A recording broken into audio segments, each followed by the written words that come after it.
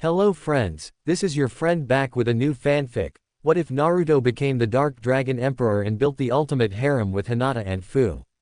If you like this story, don't forget to like, share, and subscribe, and leave your thoughts in the comments.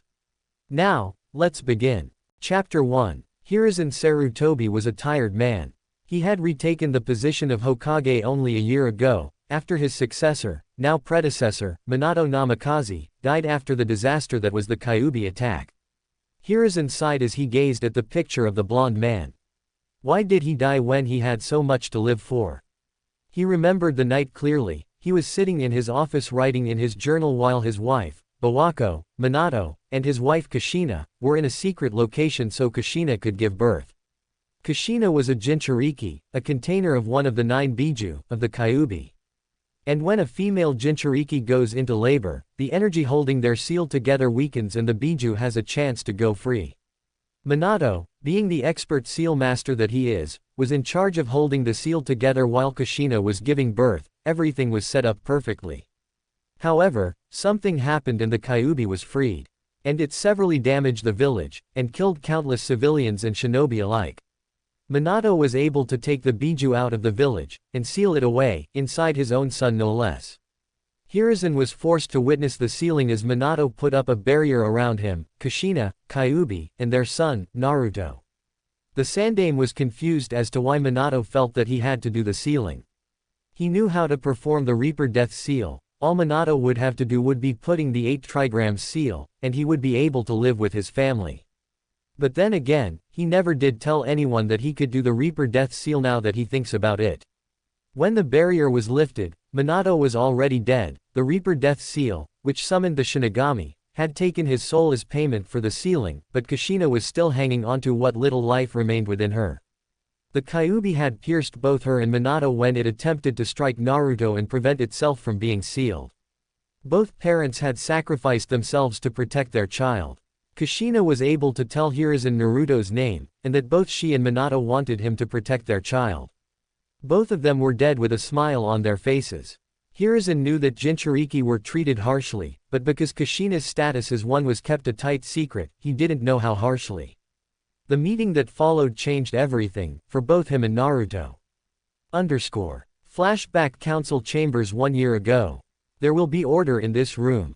Hiruzen yelled as the chaotic sounds threatened to make everyone deaf. Especially from the civilian side. Everyone was silent at the Sandaime's voice, not to mention the annoyed glare he was sending to people he knew would cause problems. A baby Naruto was in his arms as he, somehow, slept through the noise that was the council. Sandaime-sama, how can you expect us to be calm at a time like this? We've only just survived a crisis. A civilian member pointed out. I understand that you are all still nervous, Hiruzen said. However, we will not be acting like children who were just let out for recess. Where is Minato-sama? Hiashi Hyuga asked, pointing out the absence of their yondaime. Everyone else had noticed this as well and began asking where he was. Hiruzen let out a deep sigh and began, Minato has died sealing the Kyuubi. Sealing it where? Shikaku Nara asked. Hiruzen knew he was going to regret this, inside this little boy. Almost immediately, the entire civilian side of the council erupted into chaos. It's the demon. Kill it now before it's too late. The yondaime turned it into a baby so we could have our revenge. Silence. Hiruzen yelled, using chakra to make his voice louder than necessary. The civilians quieted down, but sent intense glares towards the baby. Naruto was able to feel the glares and shifted uncomfortably in Hiruzen's arms, his face twitching with fear. Seeing this, Hiruzen slowly rocked his arms in an attempt to soothe the baby. Naruto stopped squirming, but was still looking afraid. Hiruzen called over an Anbu with a horse mask, and handed Naruto to him. This boy is Minato's legacy. He sealed the Kyuubi inside him so that he could use its power to defend Konoha. He is not the demon, Hiruzen said with a glare. Hiashi noticed something familiar about the boy, especially his blue eyes, and made a note to talk to the Sandaime later. Effective immediately, I shall be reinstated as the Hokage, and everything that has been said in this room about the Kyuubi is to be an S-rank secret punishable by death, the Sandaime declared with a heated glare. Dai Kyuubi. While everyone had their attention on the Sandaime's declaration, Nobody noticed a civilian council member sneaking behind Horse and knocked him over, grabbed Naruto, and used the knife he had on him to attack Naruto. However, because of his shaking nerves, he cut Naruto from his right shoulder down to his hip, slicing the boy into 2 pieces. Hiruzen was instantly upon the boy, using what little healing knowledge he had to try and help him. Uma had his kunai piercing the councilman's throat, killing him instantly. All while Naruto was crying loudly from the pain and from the red aura that was surrounding him. Instantly, the civilians began to panic. The demon's going to kill us all. Finish it now, you old fool. The Sandame began barking orders. Bird, get everyone out of here. Hiashi, Shikaku, Choza, and Inoichi stay. Rabbit, get me an available medic nin. Horse, make sure that we have no more attacks. Go. All 3 Anbu jumped into action. Bird shoved all of the uncooperative civilians out of the door while the clan heads went silently. Some of the civilians had to be threatened with the ANBU's Tonto. Rabbit had jumped out of the window and raced towards the hospital, hoping that there was a medic available. Meanwhile, Hiruzen was desperately trying to slow down the bleeding with the Mystic Palm Jutsu. While he was able to use it to a decent degree, he was only able to slow down the bleeding to a small amount. What can we do? Choza Akamichi asked. Unless any of us knows a healing jutsu that is more powerful than what the Hokage is using, then there's nothing that can be done, Hiashi said. This is extremely troublesome, Shikaku said as he stood wide awake. I'm afraid that you're right, Inoichi Yamanaka sighed as he looked away from the crying baby.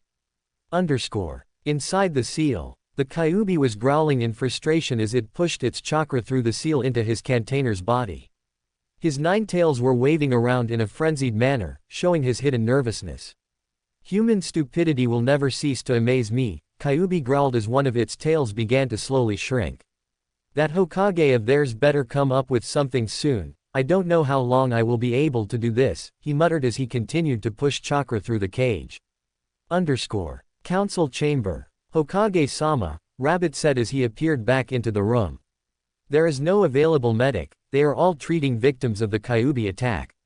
The Hokage cursed as he continued working while sweat began to gather on his brow. He had used too much chakra during the attack and was starting to feel the strain.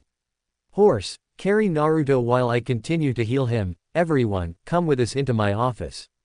Rabbit, head back out into the village and try to find any more survivors, the Hokage said while Horse carefully picked up the wailing boy.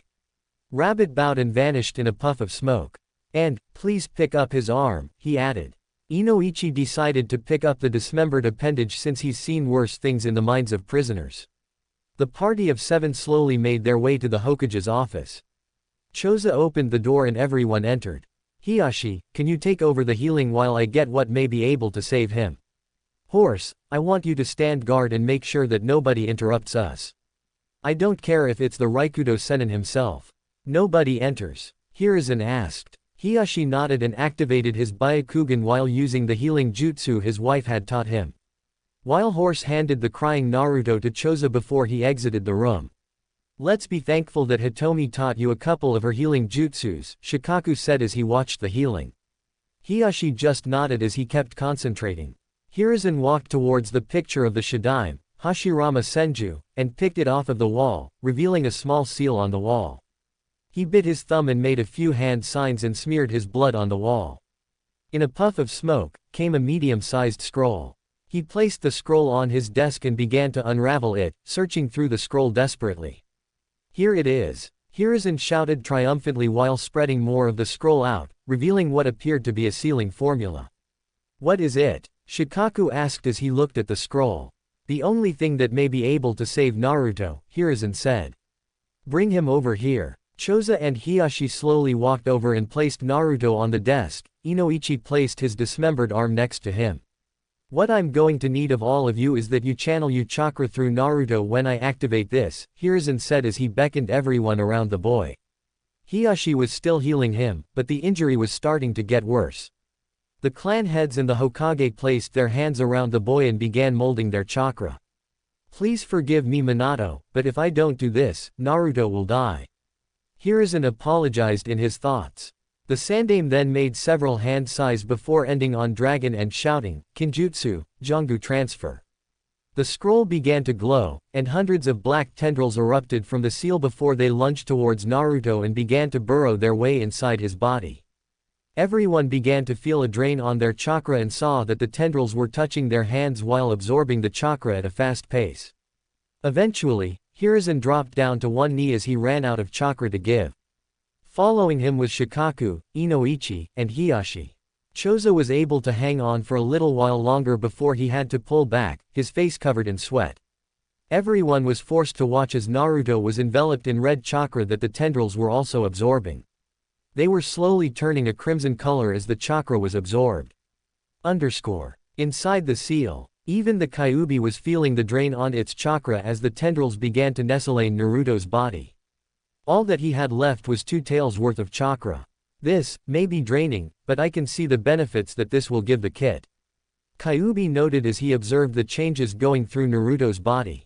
It's done, but I'm going to have to sleep for a while because of this, the chakra beast mumbled as he laid his head on his paws and began to close his eyes.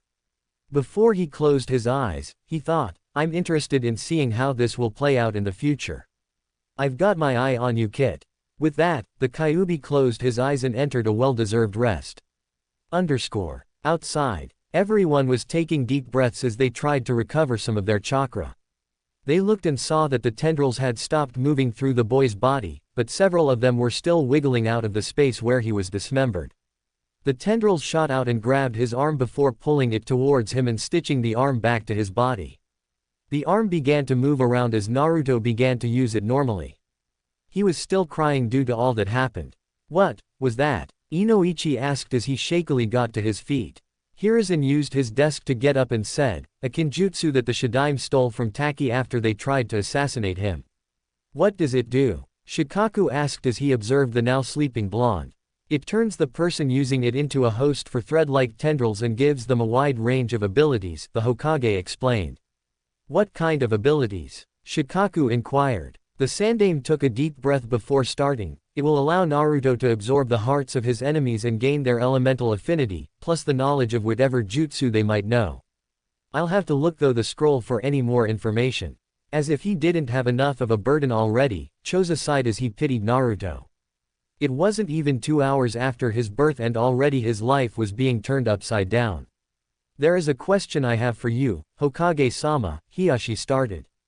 Yes. What is it, Hiyashi? Hiruzen asked. Is this boy Minato and Kushina's child? Hiyashi asked. Hiruzen's eyes widened along with Choza's and Inoichi's. Shikaku just closed his eyes and muttered, troublesome, under his breath.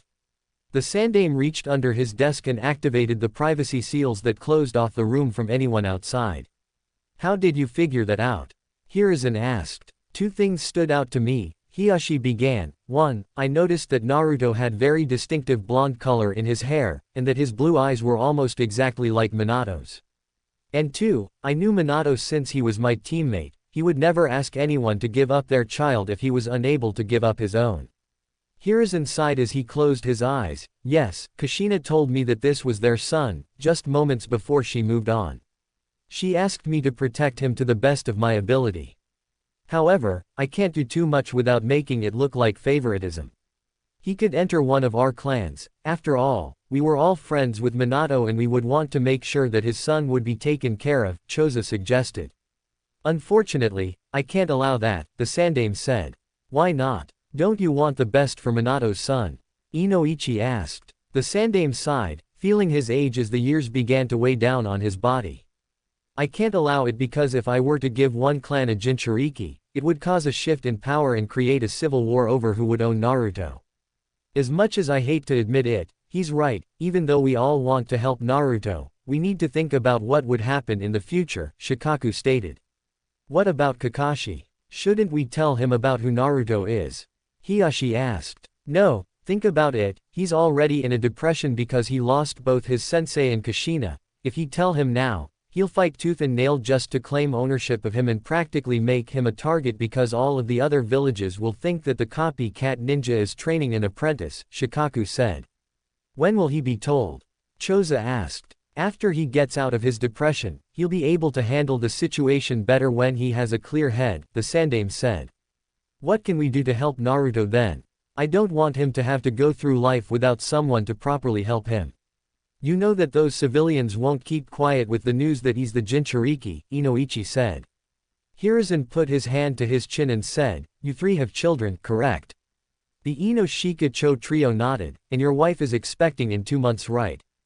Hiyashi nodded his head. Then you can push your children to become his friends. Kami knows that he'll need plenty of close friends throughout his life. All men nodded in agreement. Now I believe it's time we return for the night. Hiyashi, could you send Hitomi to me tomorrow?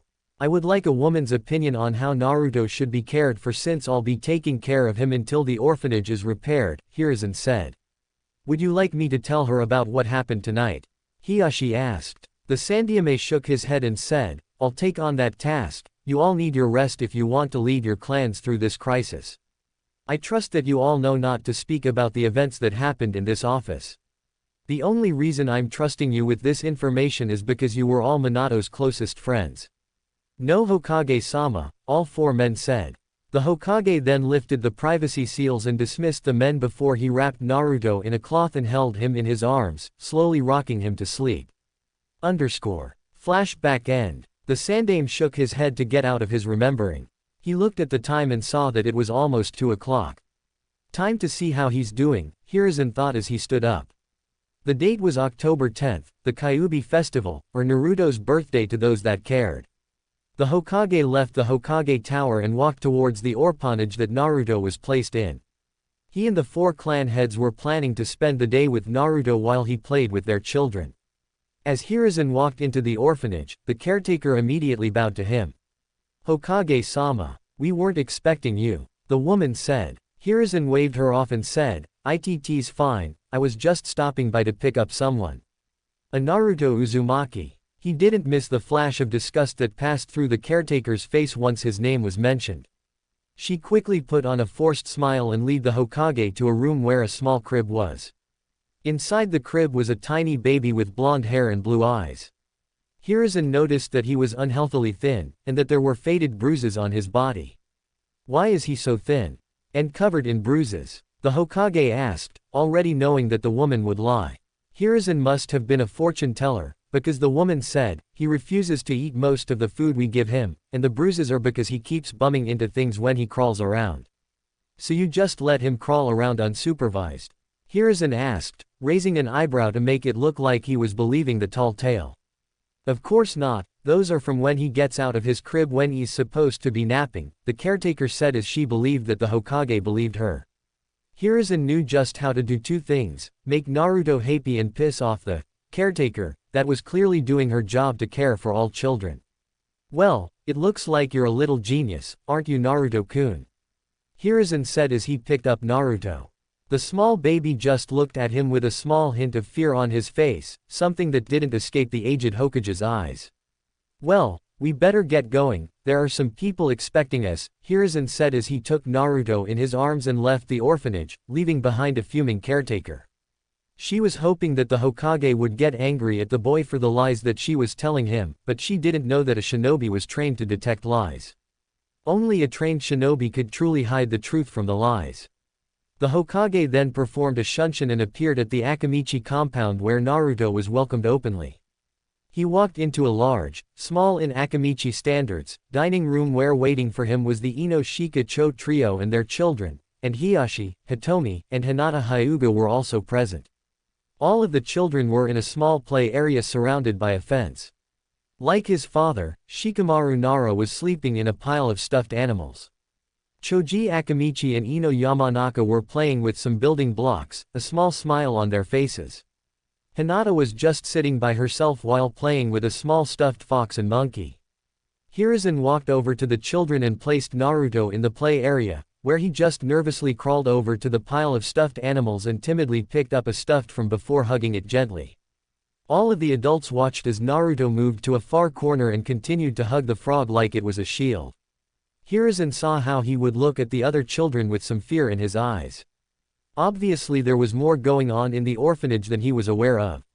I've failed all 3 of them, Hiruzen softly whispered. What are you talking about Hokage-sama? Inoichi asked. Hiruzen sighed and said, it appears that Naruto has had poor treatment in the orphanage. When I picked him up, he was very thin and there were bruises that were slowly healing. How can you allow them to continue doing this to him? Hitomi demanded with a glare. Hiruzen cringed at the woman's glare and said, I've had all the civilians who attempted to assassinate him executed, but I can't do anything to the people who work in the orphanage because it's controlled by the civilian council. All we can do is make sure that he gets the bonds that he needs, Choza said. Hey, look at this, Shikaku said, lazily pointing at the play area. All the adults looked and saw what was happening. Hinata had crawled over to Naruto and held out the stuffed fox for him to play with. Naruto looked at the fox before gently taking it. He then held out the stuffed frog for her to take, but Hinata just shook her head and gave him a small smile. Naruto then gave a small smile of his own before he started to play with Hinata. Kawaii. Hitomi softly squealed at the cute sight. Hiruzen chuckled and turned towards Hiyashi before asking, weren't you and Minato planning on a betrothal between your children?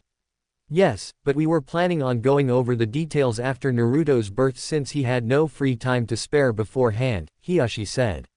Me and Kushina-chan supported it. Hitomi said. Did you think that they would like each other? Inoichi asked. Think. We knew that they would. Mother's intuition after all. Hitomi declared proudly. Shikaku sighed and said, troublesome, women just seem to know almost everything about their children. Well, they did give birth to them, Choza pointed out. Has there been any changes with his Jongu? Hiyashi asked. Hiruzen shook his head and said, the stitching is still there, and some of the threads will wiggle out of his skin every once in a while, but there has been nothing else. Why doesn't the stitching go away? Hitomi asked. It stays there because the Jongu allows the user to extend their limbs where they are stitched together, Hiruzen explained. When do you plan on telling him about it? Or the Kyuubi? Inoichi asked. I think I'll tell him about Jongu when he's either 4 or 5. Of course, I'll have to come up with a cover story.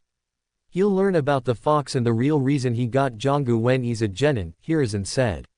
That seems like a good idea, Shikaku said. Most clan children start training around that age, so he'll be just like them. And he'll probably be mature enough to handle the knowledge that he's a Jinchūriki when he's a genin. But, what if someone tells him about the Kyuubi beforehand? We'll cross that bridge if it comes to that, Choza said. Choza's right, we shouldn't worry about that right now. We should be celebrating Naruto's birthday, Hiruzen said. You know, speaking of telling people things, what are we going to do about Kakashi? Inoichi asked. He's still in depression. And it seems like he's taken a part of his lost team and made them as his own hobbies, Hitomi told him. Obito's chronic lateness and Sharingan, Choza said. Rin's concern for teammates, Shikaku said. Though he's not as worrisome as she was. And Minato's love for Jiraiya's books, though he only reads the smut while Minato just read his adventure story, Hiruzen said. Inside he was crying, I can't believe I had to call his holy work smut. Inoichi sighed and muttered, at this rate, he'll never know about Naruto's heritage. Not unless we stick Naruto next to a picture of his father, Hitomi said. I believe it's time we bring out the food, Choza said as he clapped his hands. Several servants came out with dishes in their hands. They set the table for all of the adults and children. All of the adults picked up their children from the play area and placed them next to them. Naruto was sitting next to Hiruzen and stared at the food hungrily. I was right, Hiruzen muttered as he saw how hungry Naruto was. Grr. Choza. Inoichi scolded. It wasn't me. The Akamichi head protested. Hitomi began to giggle behind her hand while Hiyashi was fighting a smirk that was forming on his face. Something you'd like to share, Hitomi? Shikaku asked. That was Hinata's stomach. Hitomi laughed. A few moments later, everyone was laughing at that little piece of information, though Hiyashi was just chuckling. Now that I think about it, Inoichi began, it's a good thing Minato was your teammate, Hiyashi. How so? The Hyuga head asked. Back when we were in the academy, you were as cold as your father was. When you trained with Minato, you began to open up more, not to mention you were starting to smile instead of just giving everyone either a cold glare or an arrogant smirk, Inoichi explained. Hiyashi sighed and said, I still have to act like a cold bastard with a stick up my ass around the Hyuga elders so they think I'm still the Hyuga image of perfection, instead of how I am now. You must be an amazing actor then, Hiruzen said. Well, Jiraiya-sensei did make me the inside man when we would perform an infiltration mission, Hiyashi explained. Minato-kun was a horrible actor, Hitomi remarked. Everyone nodded in agreement. Hiruzen looked down at his plate and saw that Naruto was practically inhaling whatever food he could reach. Choza, I think there's someone who could eat more than an Akamichi, Hiruzen said. Choza looked over and saw that Naruto was eating at a fast pace.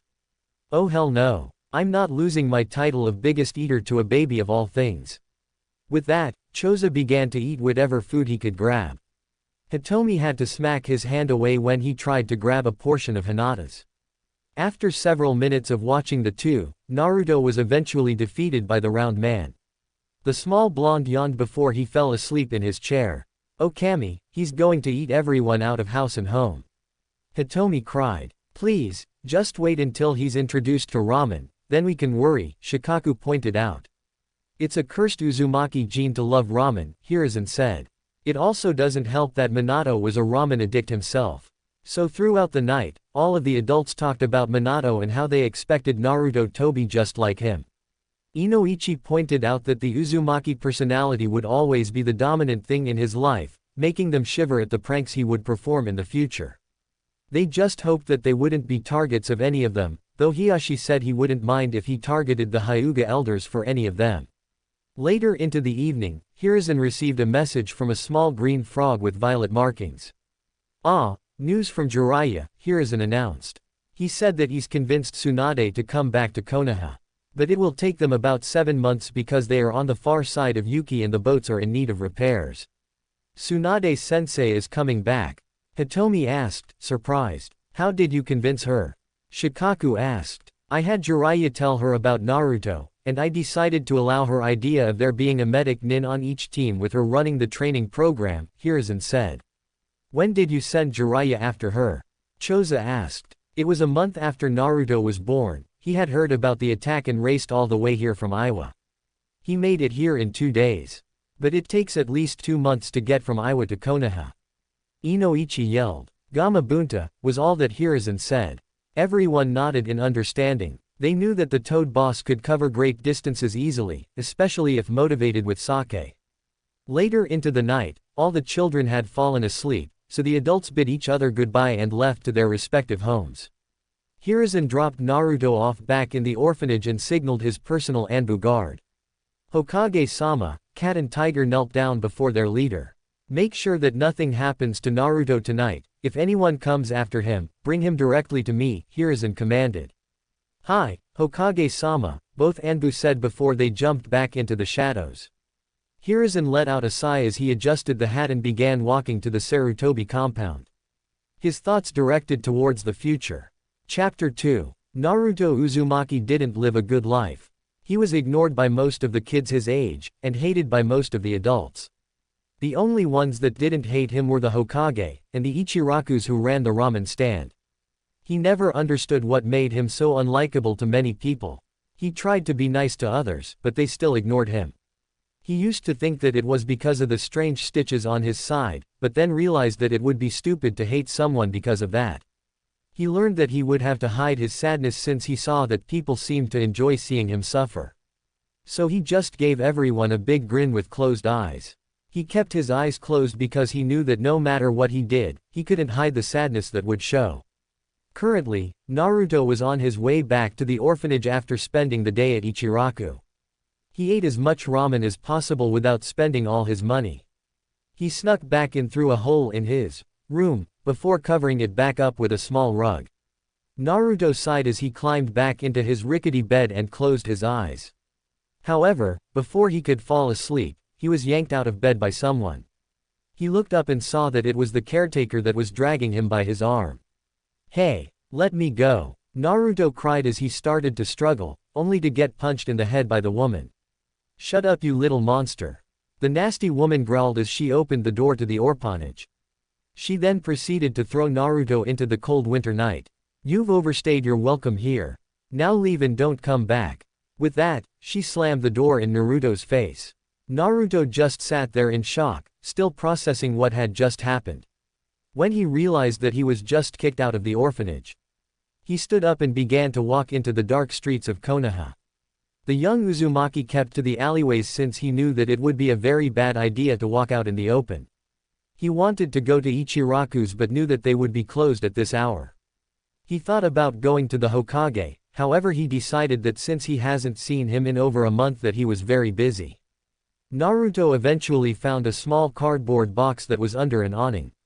Naruto decided to make it his new home. So the young boy crawled inside and curled himself into a tiny ball before falling asleep. "To-san, Ka-chan, please help me," were the last thought Naruto had before succumbing to a dreamless sleep. Hokage's office. Curse this damned paperwork. Where does it keep coming from? How the hell did Minato get it done so fast? Hiruzen thought as he went through each paper, trying to finish up quickly so he could try to go and see Naruto. He and the clan heads weren't able to make another meeting after the one where Naruto was only 1 year old.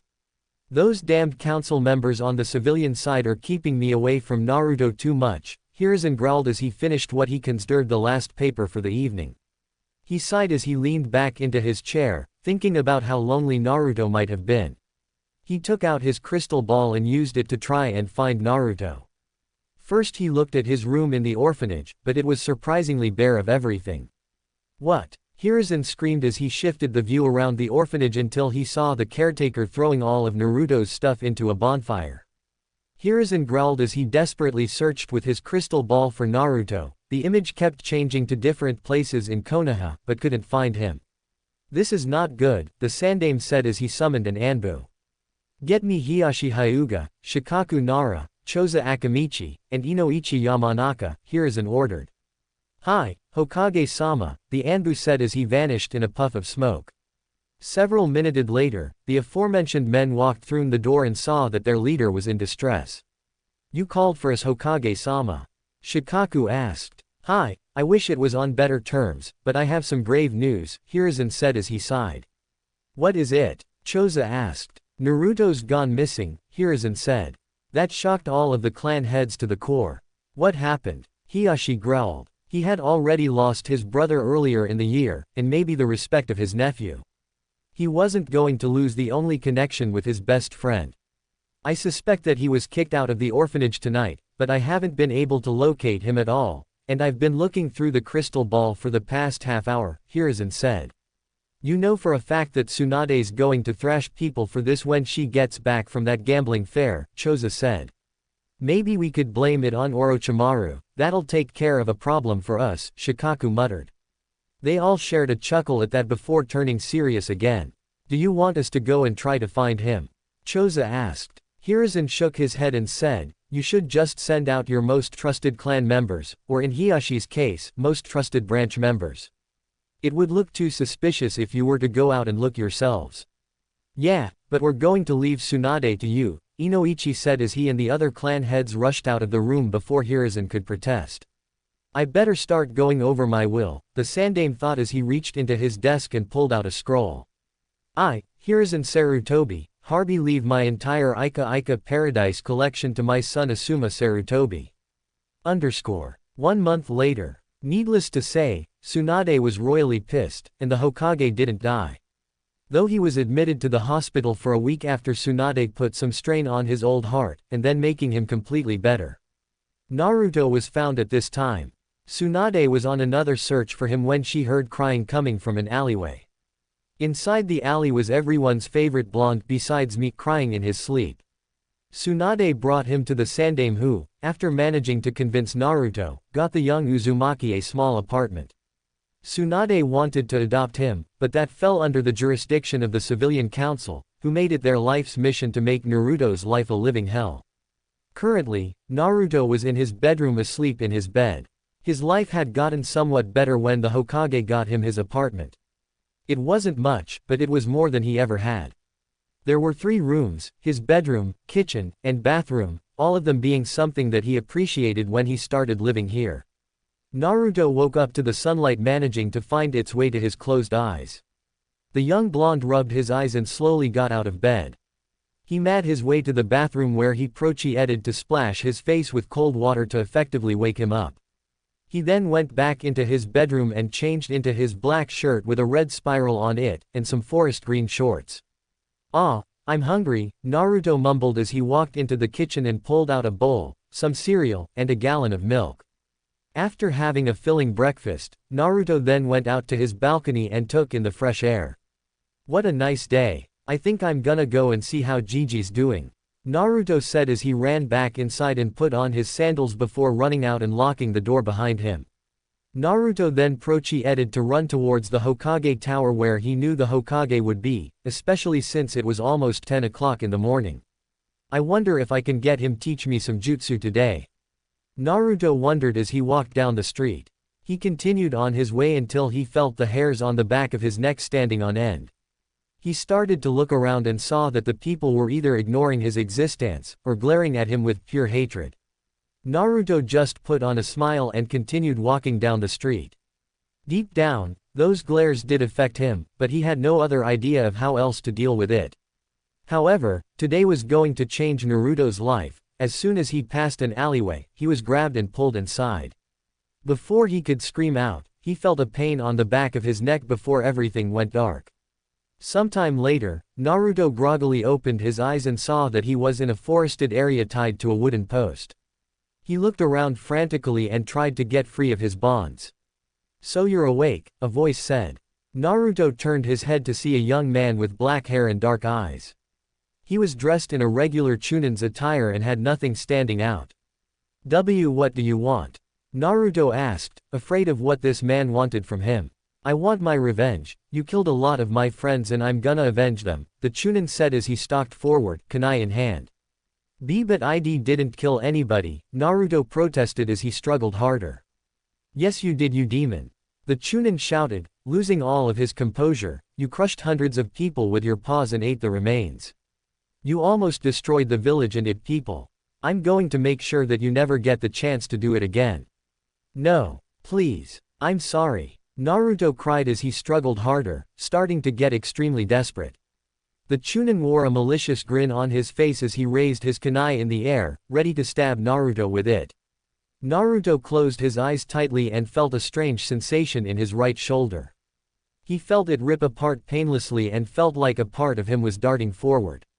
He heard a gasp of pain and surprise before he opened his eyes and saw something that shocked him to the core. The Chunin was standing over him with the kunai raised, but that wasn't what shocked him. Coming out of the Chunin's chest were several crimson tendrils that were squiggling around. Naruto looked and saw that they were coming from where his shoulder was ripped off. The stitching was missing and his shoulder was about a foot away from where the rest of his arm was. "Demon," the Chunin gasped as the tendrils started to move within him. Naruto stared in shock as something wrapped in the tendrils came out of the Chunin's chest while it was still beating. The Chunin then fell to the floor dead, but Naruto didn't know that yet. The object was then pulled into Naruto where his arm came back to the rest of his body. "Ah!" Naruto screamed as the weight of what had happened finally settled into his mind. He let loose a chakra pulse that covered the whole village. Hokage's office. "You should really make some law about Jiraiya's peeping habits," a blonde-haired woman with a green coat and gray clothing said. She had her hair in two pigtails and had her arms crossed underneath her impressive bust. She gave an annoyed stare into the Sandame's eyes with her honey-colored ones. Would love to Tsunade, but Jiraiya's books make a lot of money. Money that he uses to supply his spy network and himself. He also sends whatever he can spare to Konoha to help with our economy," Hiruzen said as he sighed. Tsunade huffed and said, "Why couldn't he have just stick to writing adventure stories? That first one was good even if it wasn't a bestseller." Before Hiruzen could reply, the chakra pulse reached his office. Both his and Tsunade's eyes widened as they recognized who the chakra belonged to. "Weasel, Mantis," the Sandame called out. Two Anbu in the aforementioned masks appeared before their Hokage and waited for his orders. "Follow us and make sure that there are no interruptions," Hiruzen ordered as he jumped out of his seat and leapt out the window, Tsunade following him in a heartbeat. Both Anbu jumped after them and tried to keep up. When they reached the source of the chakra pulse, Hiruzen's eyes widened and Tsunade gasped. Before them was a crying Naruto, still tied up to the post, and a dead Chunin at his feet. "Mantis, make sure that we aren't interrupted." "Weasel, stay for a moment," the Sandame ordered. Mantis vanished into the treetops and kept an watchful eye on the surrounding area. Hiruzen then shunshined over to Naruto and cut the ropes holding him in place. Tsunade rushed over to him and hugged him tightly as he cried into her shoulder. Tsunade began whispering comforting words into his ear until he cried himself to sleep. Weasel, do you know who this is? Hiruzen asked as he turned over the body of the dead Chunin. Daichi Uchiha, not a member who stands out, but not weak either, Weasel said after taking a good look at the Chunin. Hiruzen sighed and called Tsunade over, Naruto still clutching to her in his sleep. Can you see if he still has his heart? Tsunade used her free hand to run a diagnostic jutsu on the body before pulling away. No, his heart's not there. All of the veins connecting to it have been cleanly severed. Now I want you to check Naruto, I think that his Jangu has activated, Hiruzen said. Tsunade nodded and started to check Naruto. After a couple minutes, she stopped the jutsu and faced the Sandaime. The threads are moving erratically, trying to move the stolen heart to an area in Naruto's body where it will cause little discomfort, Tsunade explained. The Sandaime sighed and said, bring him back to my office. Weasel, you go and summon Hiashi Hyuga and Inoichi Yamanaka to my office. Mantis, the Anbu appeared before him, if anyone asks about what happened, tell them that a new way to dispel genjutsu was being tested out before it went out. Speak nothing about what really happened here. The Anbu nodded before they disappeared again. The remaining two conscious people then left for the Hokage's office. After 5 minutes of waiting, Hiashi and Inoichi walked in with Weasel behind them. Weasel shut the door just as Hiruzen activated the privacy seals. Upon seeing Naruto clutching to Tsunade, Hiashi asked, what happened? Daichi Uchiha attempted to kill Naruto after abducting him. Hiruzen started before both clan heads let out a blast of ki. Where is the bastard? He'll be brain dead when I'm through with him. Inoichi yelled. Hiruzen shook his head and said, he's dead. Naruto's Jangu activated and stole his still beating heart. Hiashi was confused, wouldn't his Sharingan warn him of any attack? I suspect that he didn't have it activated, Daichi only used his Sharingan on foes who he considered worthy, Weasel explained. A stroke of luck then, Hiashi said. I suppose that Naruto is in shock because he saw the heart being stolen. Inoichi asked. Hiruzen nodded and said, yes, I want you to enter his mind and try to help him get over it. He should never have to go through this at such a young age. Inoichi nodded and made a few hand seals before placing his hand on Naruto's forehead and closing his eyes. Naruto's mindscape. Inoichi opened his eyes and saw that he was standing in what appeared to be a dimly lit sewer. This isn't as bad as I thought it would be, the Yamanaka head thought as he looked around. The appearance of Naruto's mind was a little disturbing to him though since it reflected how Naruto felt.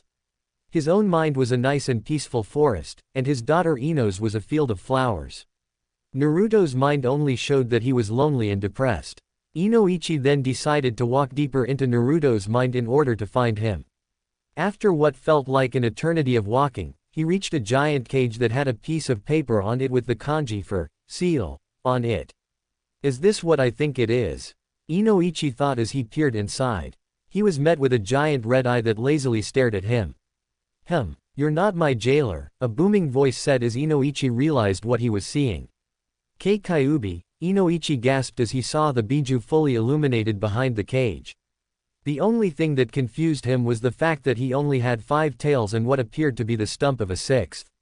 I know what you're wondering, what happened to my tails, right? Kyuubi asked, to which Inoichi just dumbly nodded. Remember the night I attacked? When your Hokage used that kinjutsu to save the boy, it drew upon my chakra when you and your allies ran out. Let me tell you, I was left with 2 tails worth of chakra. Why are you being so civil with me? Inoichi asked. Kyuubi snorted and said, because right now, you're the only one who can make sure that my jailer doesn't become a brain-dead idiot. If you want to find him, he's down that hallway. Kyuubi pointed a claw in the direction Naruto's consciousness had retreated to. Thank you, Inoichi said as he began walking down the hallway. The Kyuubi said nothing as he watched the Yamanaka go to help his Jinchūriki.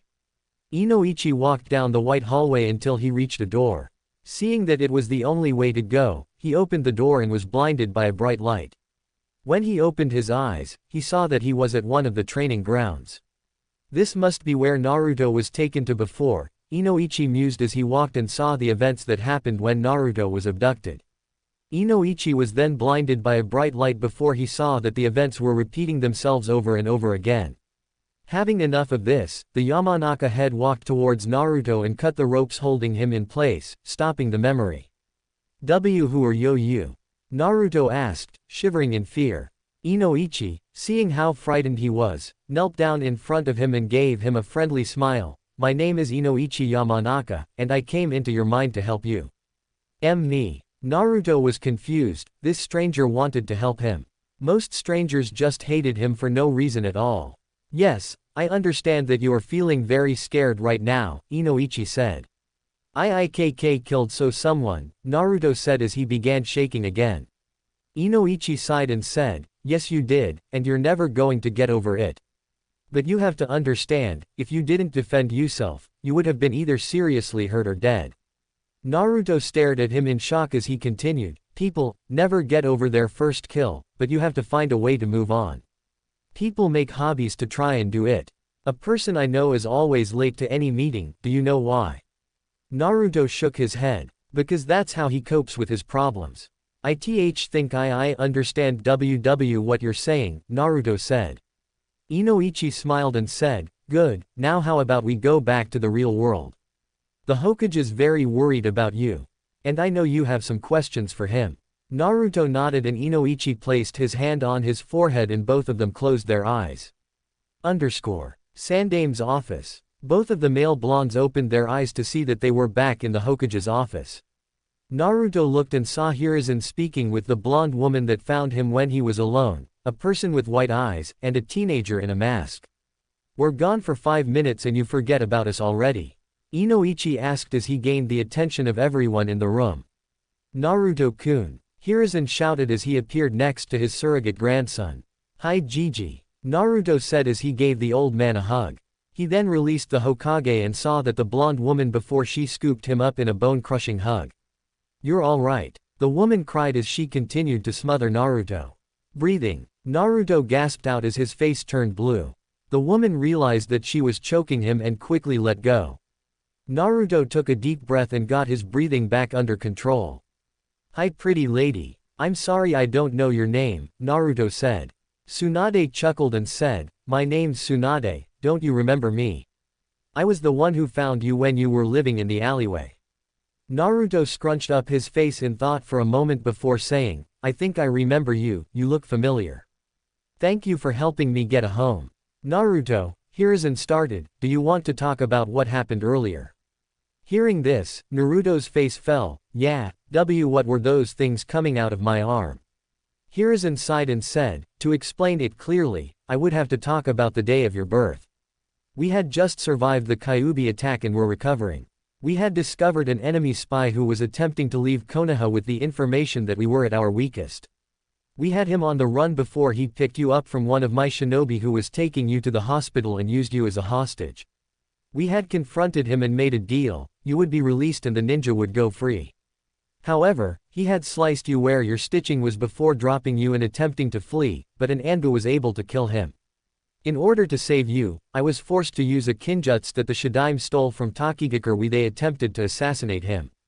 What kind of jutsu? Naruto asked. It's known as Jongu, it makes you the host of thread-like tendrils and gives you a wide range of powerful abilities, Hiruzen said. So when I become a ninja, I'll be a super ninja? Naruto asked, sparkles in his eyes. Everyone, except Weasel, chuckled at his statement. Hiruzen said, well, you'll be a strong ninja.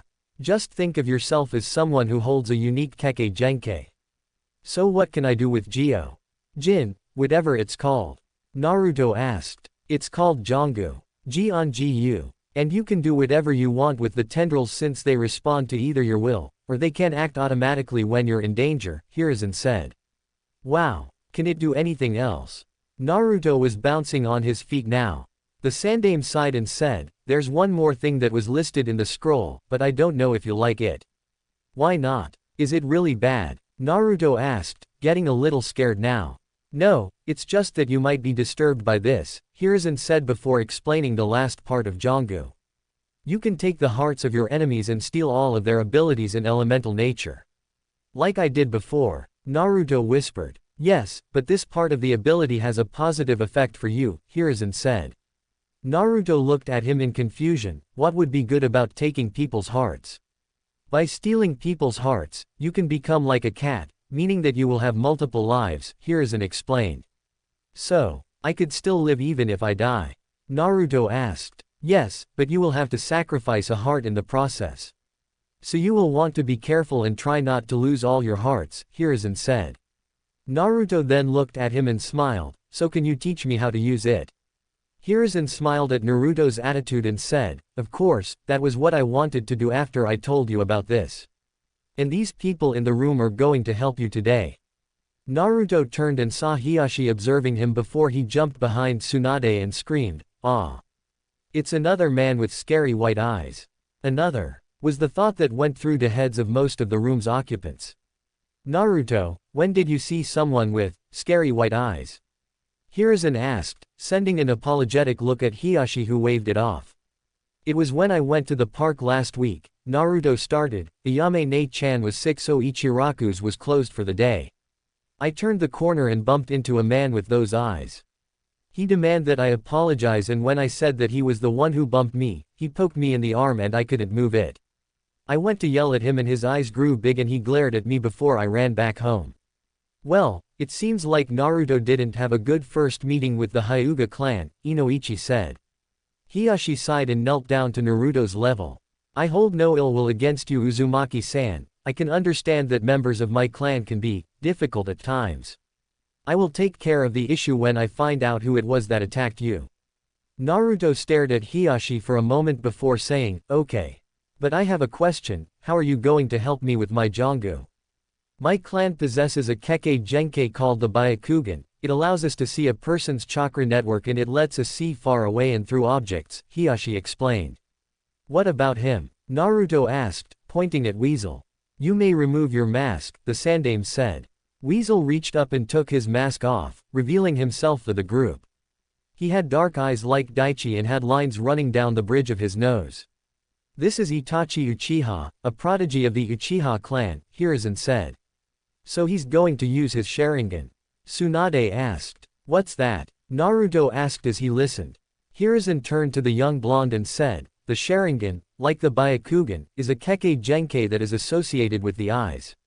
It allows the user to see chakra, cast powerful genjutsus, and predict someone's movements. A more noticeable feature of the Sharingan is that it can copy any ninjutsu it sees, as long as it isn't associated with anyone else's Kekkei Genkai. That sounds almost as cool as Jongu. Naruto said. Almost. Itachi raised an eyebrow at this. Well, if I took the heart of someone who had just you that you can't copy, that would make me better than you, right? Naruto asked. Everyone was shocked. He had figured out the one thing that he could do that the Sharingan couldn't. Itachi chuckled and said, yes, that would make you better than me. Now let's get started. Naruto, come here, Hiruzen said, beckoning Naruto to him. Naruto jogged over and stood before the Hokage. First, we're going to have you access your chakra. Hiruzen started as Hiashi and Itachi activated their Byakugan Sharingan to observe the blonde Jinchūriki. How do I do that? Naruto asked. Hiruzen thought of the best way to word it for the boy. Do you feel a warm feeling in your gut? Naruto nodded. You need to try to grab that feeling and pull it to the surface. Try to make it flow through you. It becomes easier if you put your hands into this seal. He showed Naruto the ram seal. After correcting his mistakes in making the seal, Naruto attempted to draw out his chakra. He felt that warm feeling like the Hokage said and tried to pull it to the surface. The problem was that because he was a Jinchūriki, he had far more chakra than a normal person his age, so it was like pulling a boulder out of a hole meant for a pebble. Come out already. Naruto growled as he pulled harder. Surprisingly, that thought somehow made Naruto able to drag his chakra to the surface. When he finally got it out, Hiashi and Itachi had to turn off their dujutsu because they weren't expecting there to be so much chakra. What's wrong? Tsunade asked as she saw both males rub their eyes. I wasn't expecting so much chakra.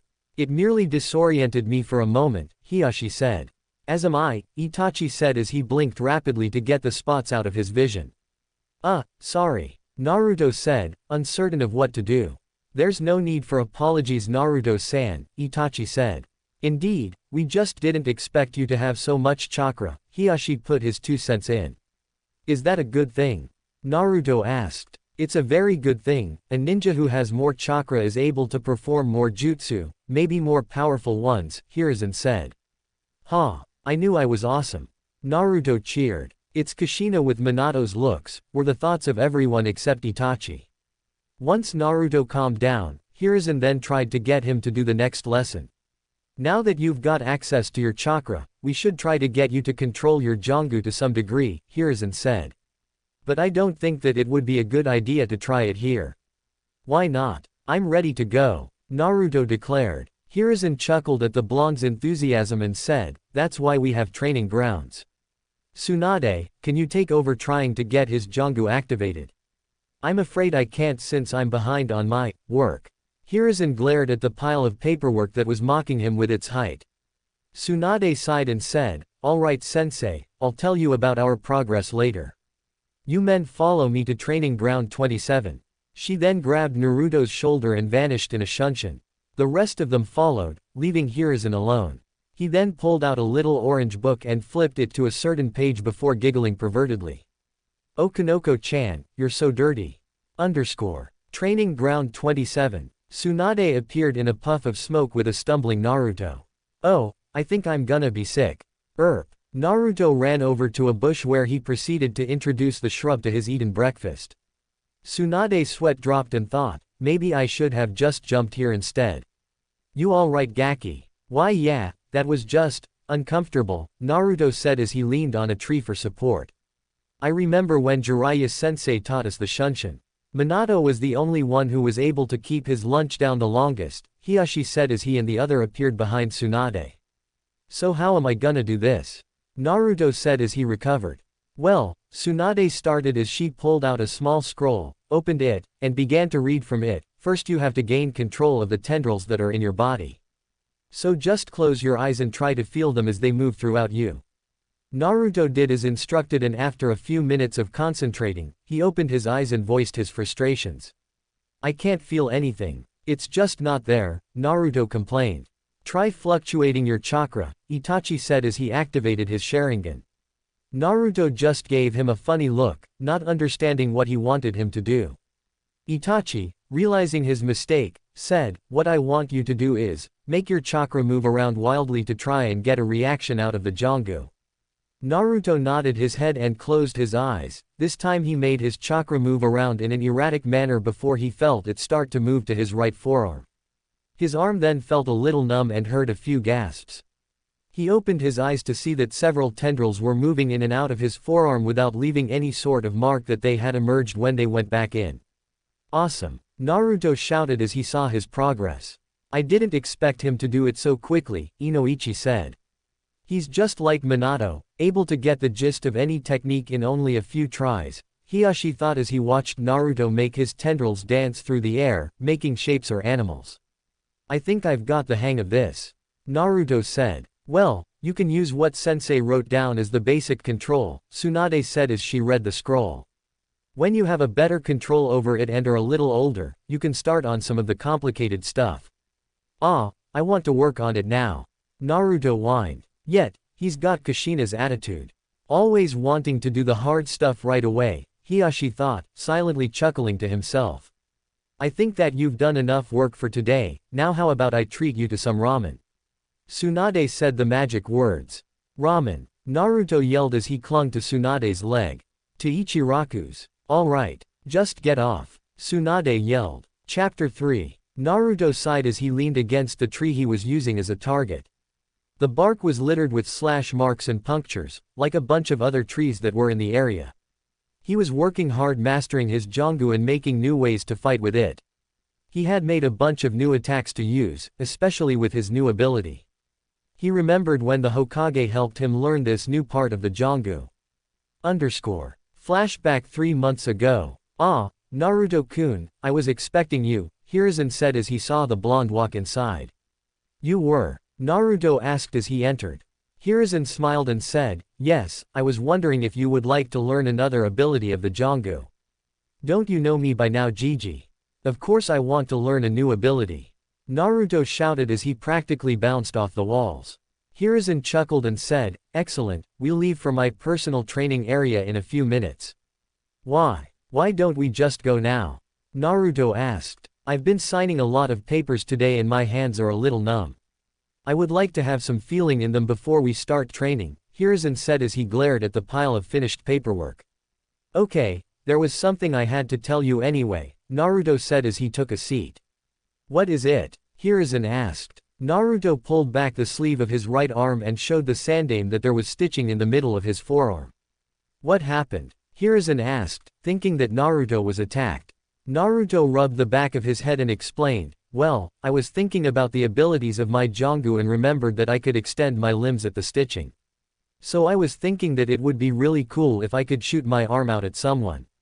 When I tried to do it with my original stitching, it felt really uncomfortable. But then I felt my arm getting tingly and saw that this was happening. Incredible, I thought that you had to be cut for THTA process to happen, Hiruzen said. Can you make it go back to normal? I mean, can you make that arm normally attached without the stitching? Yeah, but it takes a lot of focus and makes me really tired when I do that, so I decided to leave it there and only take it away when I'm on vacation or something, Naruto said. It's probably his Uzumaki genes or the Kyuubi, the Sandaime thought. The scroll didn't say anything about this sort of thing. Naruto, Hiruzen began, you never cease to amaze me. Let's go, this technique is something that I know you're gonna love. Hiruzen then led Naruto to the Hokage's personal training grounds, which was in a cave behind the tower underneath the Hokage monument. There was a waterfall inside the cave and an area filled with weaponry. Wow! Naruto shouted as he saw the training field. Indeed it is very impressive, Hiruzen said. The Shadaime and Nadaime created this training field for all Hokages and their personal apprentices to use. Does this mean that the Yondaime trained here? Naruto asked. The Yondaime was his idol, so he was excited to be in an area where the Yondaime trained. Hiruzen went to answer, but found himself at a loss for words. Now that I think about it, the Yondaime only trained here twice. Rumor was it that he had a secret training ground but nobody knows where it is. Now, before we start on your Jinchūriki, I'm going to teach you AD ranked Kaden Jutsu, Hiruzen said. You're going to teach me a jutsu? Naruto cried in disbelief. Yes, because you're going to need at least one jutsu for this new ability of the Jinchūriki, Hiruzen explained. Now this jutsu isn't really that big of an attack, but it's the only one I've got that you probably won't hurt yourself with. But if you do hurt yourself, it won't be too bad. So what's the jutsu? Naruto asked, paying close attention. Hiruzen then started to explain the jutsu. The hand seals are Uma, Inu, and Tora. He made the hand seals and took a deep breath before shouting, Kaden, fire bullet jutsu. He shot out a small fireball the size of a tennis ball that impacted against the waterfall, making it steam a little. Wow! Naruto shouted in amazement. In order to do this jutsu correctly, you have to gather chakra in your lungs and mold it into the shape of the fire bullet. Then you take a deep breath and exhale the air after it mixes with your chakra. When you are exhaling, you have to change your chakra into fire, Hiruzen explained. Okay. Naruto cried as he made the hand seals and took in a deep breath. After mixing his chakra, he exhaled while shouting, Kaden, fire bullet jutsu. But instead of a fireball coming out, he coughed out a cloud of smoke. Hiruzen just laughed as Naruto ran over to the small lake and began to take big gulps of water. After about 27 tries, Naruto was able to perform the jutsu correctly. The Sandaime made him do it several more times so he could get used to the chakra flow. Now we're going to make an advancement with your Jinchūriki, Hiruzen said as he pulled out a sealing scroll. So what am I gonna learn? Naruto asked. Hiruzen chuckled at his enthusiasm and said, you're going to use the Jinchūriki to make your hearts fight for you.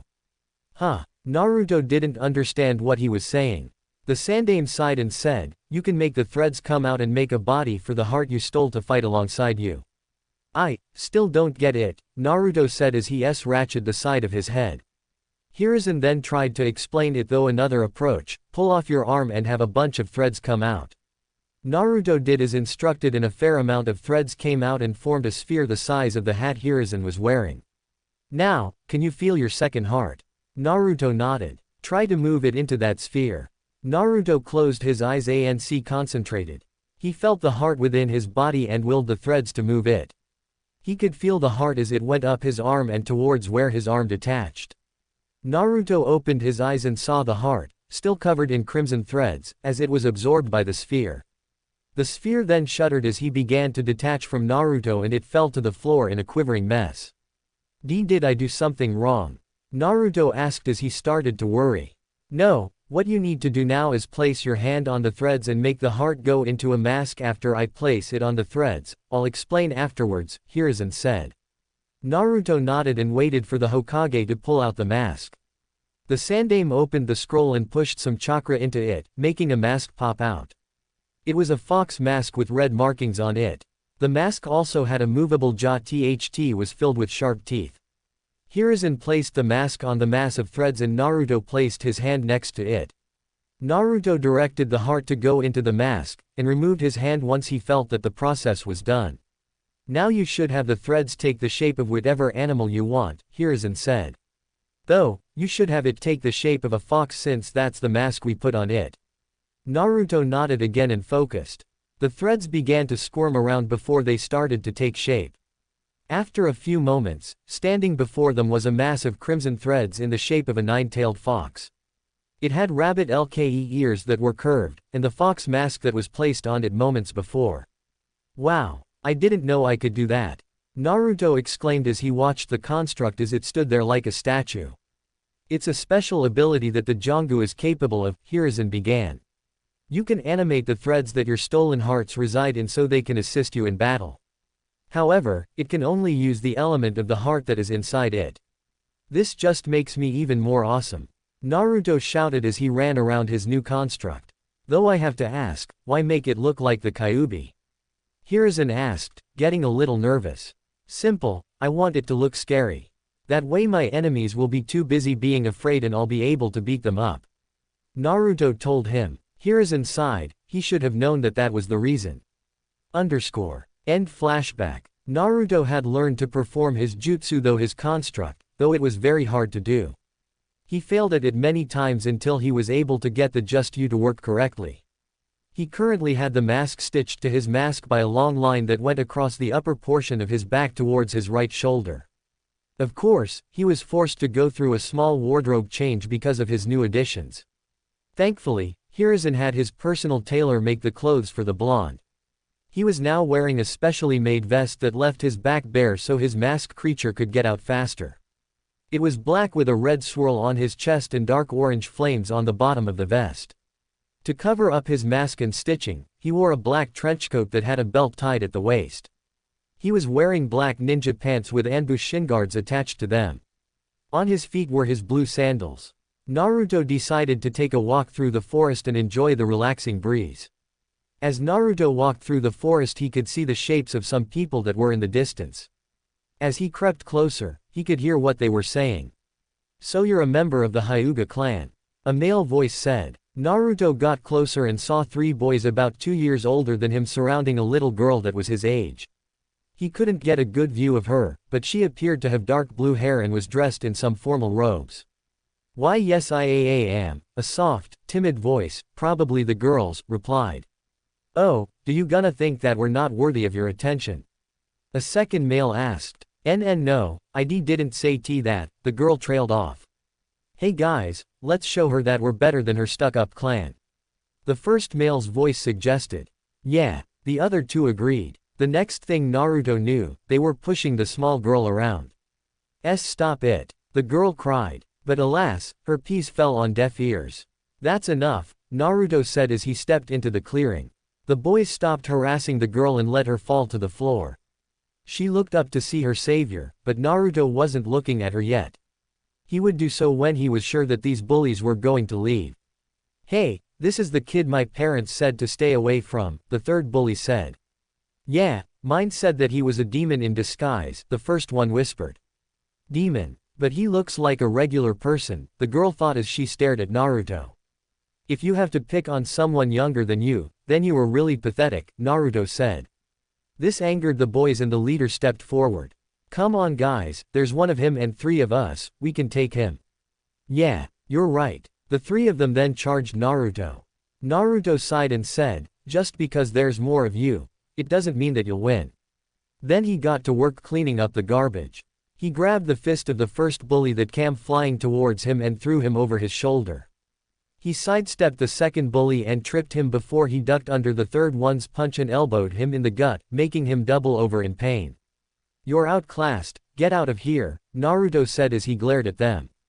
"If I see you bullying anyone else again, then we're going to have problems." With that, the three bullies scrambled to their feet and ran away. Naruto then turned to the girl to see her watching him in awe. "You okay?" Naruto asked as the cold look faded from his eyes to be replaced with a caring blue. Now that he was sure that the bullies had left, he was able to get a good look at her. She was around his age with blue hair that was in a Harem-style cut that had two bangs framing her face. Her eyes were an attractive color of lavender that reminded Naruto of the moon. "Why yes," the girl squeaked as she got out of her stupor, blushing red. Naruto just raised an eyebrow at her antics before shaking his head and extending a hand. "Let me help you up," Naruto said. "Oh, thank you," the girl said as she took his hand as he gently pulled her up. She dusted off her robes before bowing to Naruto. Thank you for saving me," she said. Naruto just waved her off and said, "It's no problem, I couldn't just let them push around someone. I'm Naruto Uzumaki, what's your name?" "My name is Hinata Hyuga," Hinata said. "Hyuga? Where have I heard that name before?" Naruto wondered. "It's one of the most prestigious clans in Konoha," Hinata said. "Now I remember. I met that Hiashi guy in Gigi's office last year." Naruto realized. "You met Tusama?" Hinata asked. "That was your dad? Wow, small world," Naruto said. I guess so," Hinata said. "Hey," Naruto began, "do you want to be my friend?" "Why yes, I would love to be your friend Naruto-san," Hinata said with a small smile and blush. "Don't call me san, it makes me feel old," Naruto said. Hinata looked down and said, "I'm so sorry. Would you like me to call you Naruto-kun?" "Yeah, that sounds better," Naruto said with a grin. "Hinata-sama. Get away from him." Naruto turned around just in time to get an open palm slap to the stomach, sending him flying. When he opened his eyes, he saw that it was a young man with brown hair spiked backwards. He was wearing a black kimono and had the bulging eyes of the Byakugan. Seeing that he was out of his league, Naruto leapt to his feet and ran away. "Ko-san, why did you do that? He helped me when some bullies were bothering me." Hinata cried. "Don't be fooled by its lies, Hinata-sama. That thing was trying to let you lower your guard so it could harm you," Ko said as he began to pull the young girl away, despite her protests. Hyuga compound. As soon as Hinata was brought home, she ran to the garden where she knew her mother would be. Her mother would know what to do, she was really smart about things like this. Inside the Hyuga garden, Hitomi was sitting on a bench rubbing her slightly bulged stomach. She was already 3 months pregnant with her second child. "Keika-chan," Hinata cried as she ran towards her mother. "Hinata-chan." Hitomi was surprised to see her daughter in such a state. The young girl leapt into her mother's lap and clung to her robes tightly. "What's wrong, my dear? WW was Keiko-san. He had attacked a boy who saved me from some bullies," Hinata said as she clung even tighter. "Ko did what?" Hitomi screamed. Hiashi came running out a minute later, having heard his wife scream. "What happened?" Hiashi huffed. "Our wonderful bodyguard for Hinata decided to save her from a harmless boy that had saved her from some ruffians," Hitomi said. "Hinata, can you tell us about what happened?" Hiashi asked. So Hinata told her the story of how she was rescued from some bullies by Naruto, only for him to be attacked by Ko when they were talking. Hiashi, having heard enough, got up and went to search for Ko. After a branch member brought Ko to his office, Hiashi looked him straight in the eye. "Good evening, Ko," Hiashi greeted. "Good evening, Hiashi-sama," Ko greeted back. "How was your walk through the village with Hinata today?" the Hyuga head asked. "It was fine, I kept her away from all trouble," Ko told him. Hiashi quirked an eyebrow and said, "Really? Because I heard a different story." He then sent Ko a harsh glare and said, "She said that you both got separated and told me how she was assaulted by some ruffians when she was in the forest. And I defended her from the threat," Ko said. "Did you now?" Hiashi asked in a sarcastic tone. "She told me that she was rescued from 3 boys 2 years older than her by a young boy. A young boy that you assaulted without warning." There wasn't a group there, just a boy that was harassing her, Ko said, spitting out the word boy, like it was a poison. Hiyashi just sent him a glare and said, so I should just disregard what my daughter told me and believe you instead, correct? That thing probably made an illusion to try and gain her trust before it, Ko said. Enough, Hiyashi yelled, I will not sit here and let you lie to my face. But I am not lying, Hiyashi-sama. Ko protested. I have met the Uzumaki boy and have seen that he is a well-mannered boy when he meets his superiors unless they allow him to do otherwise, Hiyashi said. I've seen that he has pure intentions for the village, a village that spits on the sacrifice the Yondaime made. Before Ko could say anything, Hiyashi said to him, tomorrow you will accompany me, my wife, and Hinata to Uzumaki-san's apartment, where you will apologize for your behavior against him. Maybe if you spend some time with him you will see how wrong the village is when they speak about him. With that, Hiyashi dismissed Ko. The younger Hyuga could only walk out of his office in mild shock. He was going to spend tomorrow with that thing. Tomorrow Naruto's apartment. Naruto sat at his table as he finished making his breakfast. A bowl of ninja flakes and a nice cold glass of fresh milk that Hisanto bought from the store. He was too lazy to change into his regular clothes right away, so he just sat there in his pajamas. I wonder if I'll see that Hinata girl again, Naruto thought as he ate another spoonful of cereal. He was shaken out of his thoughts by the sound of someone knocking at the door, making him narrow his eyes in suspicion. Only 3 people knew where he lived. The Hokage, Tsunade, and her apprentice Shizune, and they never visited him in the morning. So he slowly crept towards the door and had his threads out and formed them into a blade. Who is it? Naruto asked. He wanted to make sure if it was someone he knew. Naruto-kun. It's me, Hinata, he heard. Naruto took a small peek outside through his door and saw that it was indeed the Hyuga girl from yesterday. But behind her were 3 people. He recognized Hiyashi and the Hyuga that he had the pleasure of meeting yesterday, but he didn't know who the woman was. Naruto thought that it was Hinata's mother since she had the same hair color as the girl. Give me a minute, Naruto called out as he rushed back towards his room and changed his clothes in record time. After adjusting his trenchcoat, he went back to the front and opened the door. Oh, hello again Hinata-chan, Hiyashi-sama, Hyuga-tem, ma'am, Naruto greeted with a smile. Ko was fuming at his new title, but it appeared that nobody else was bothered by it. You deserve it, Hitomi thought while grinning internally. Come on in, I was just about to have breakfast, Naruto said as he walked back inside, his guests following him in, though Ko was a bit reluctant, until Hiyashi sent him a look. Do you guys want anything?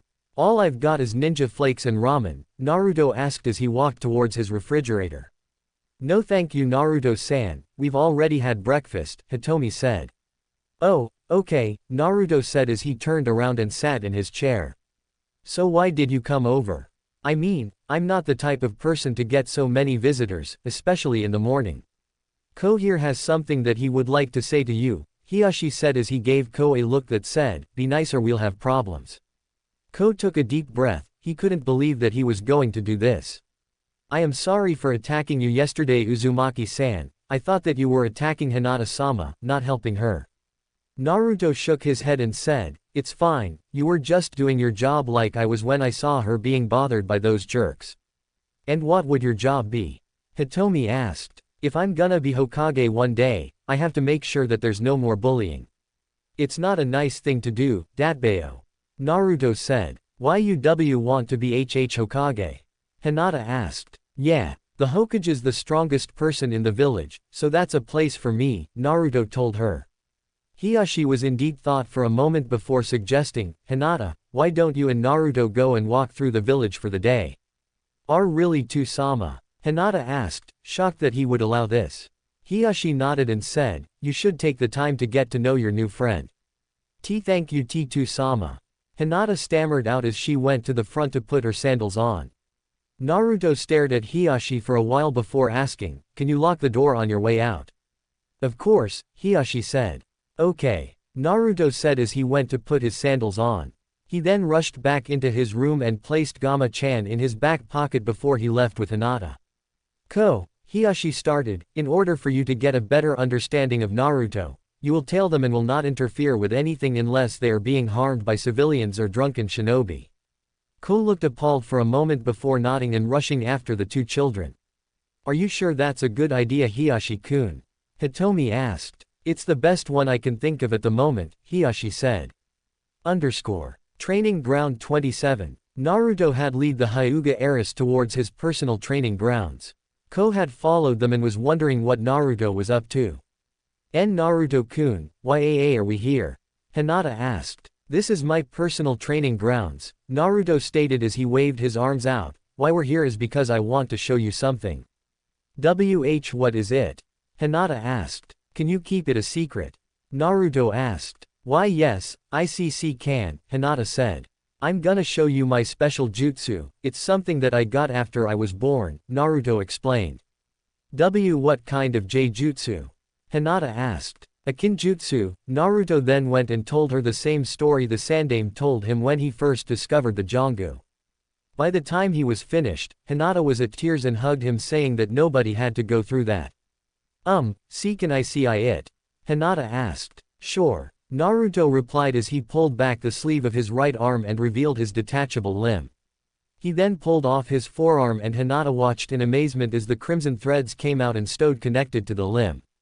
Hinata then reached out and took a small amount of threads into her hands. It's so soft, like silk, Hinata said in amazement as she continued to observe the material.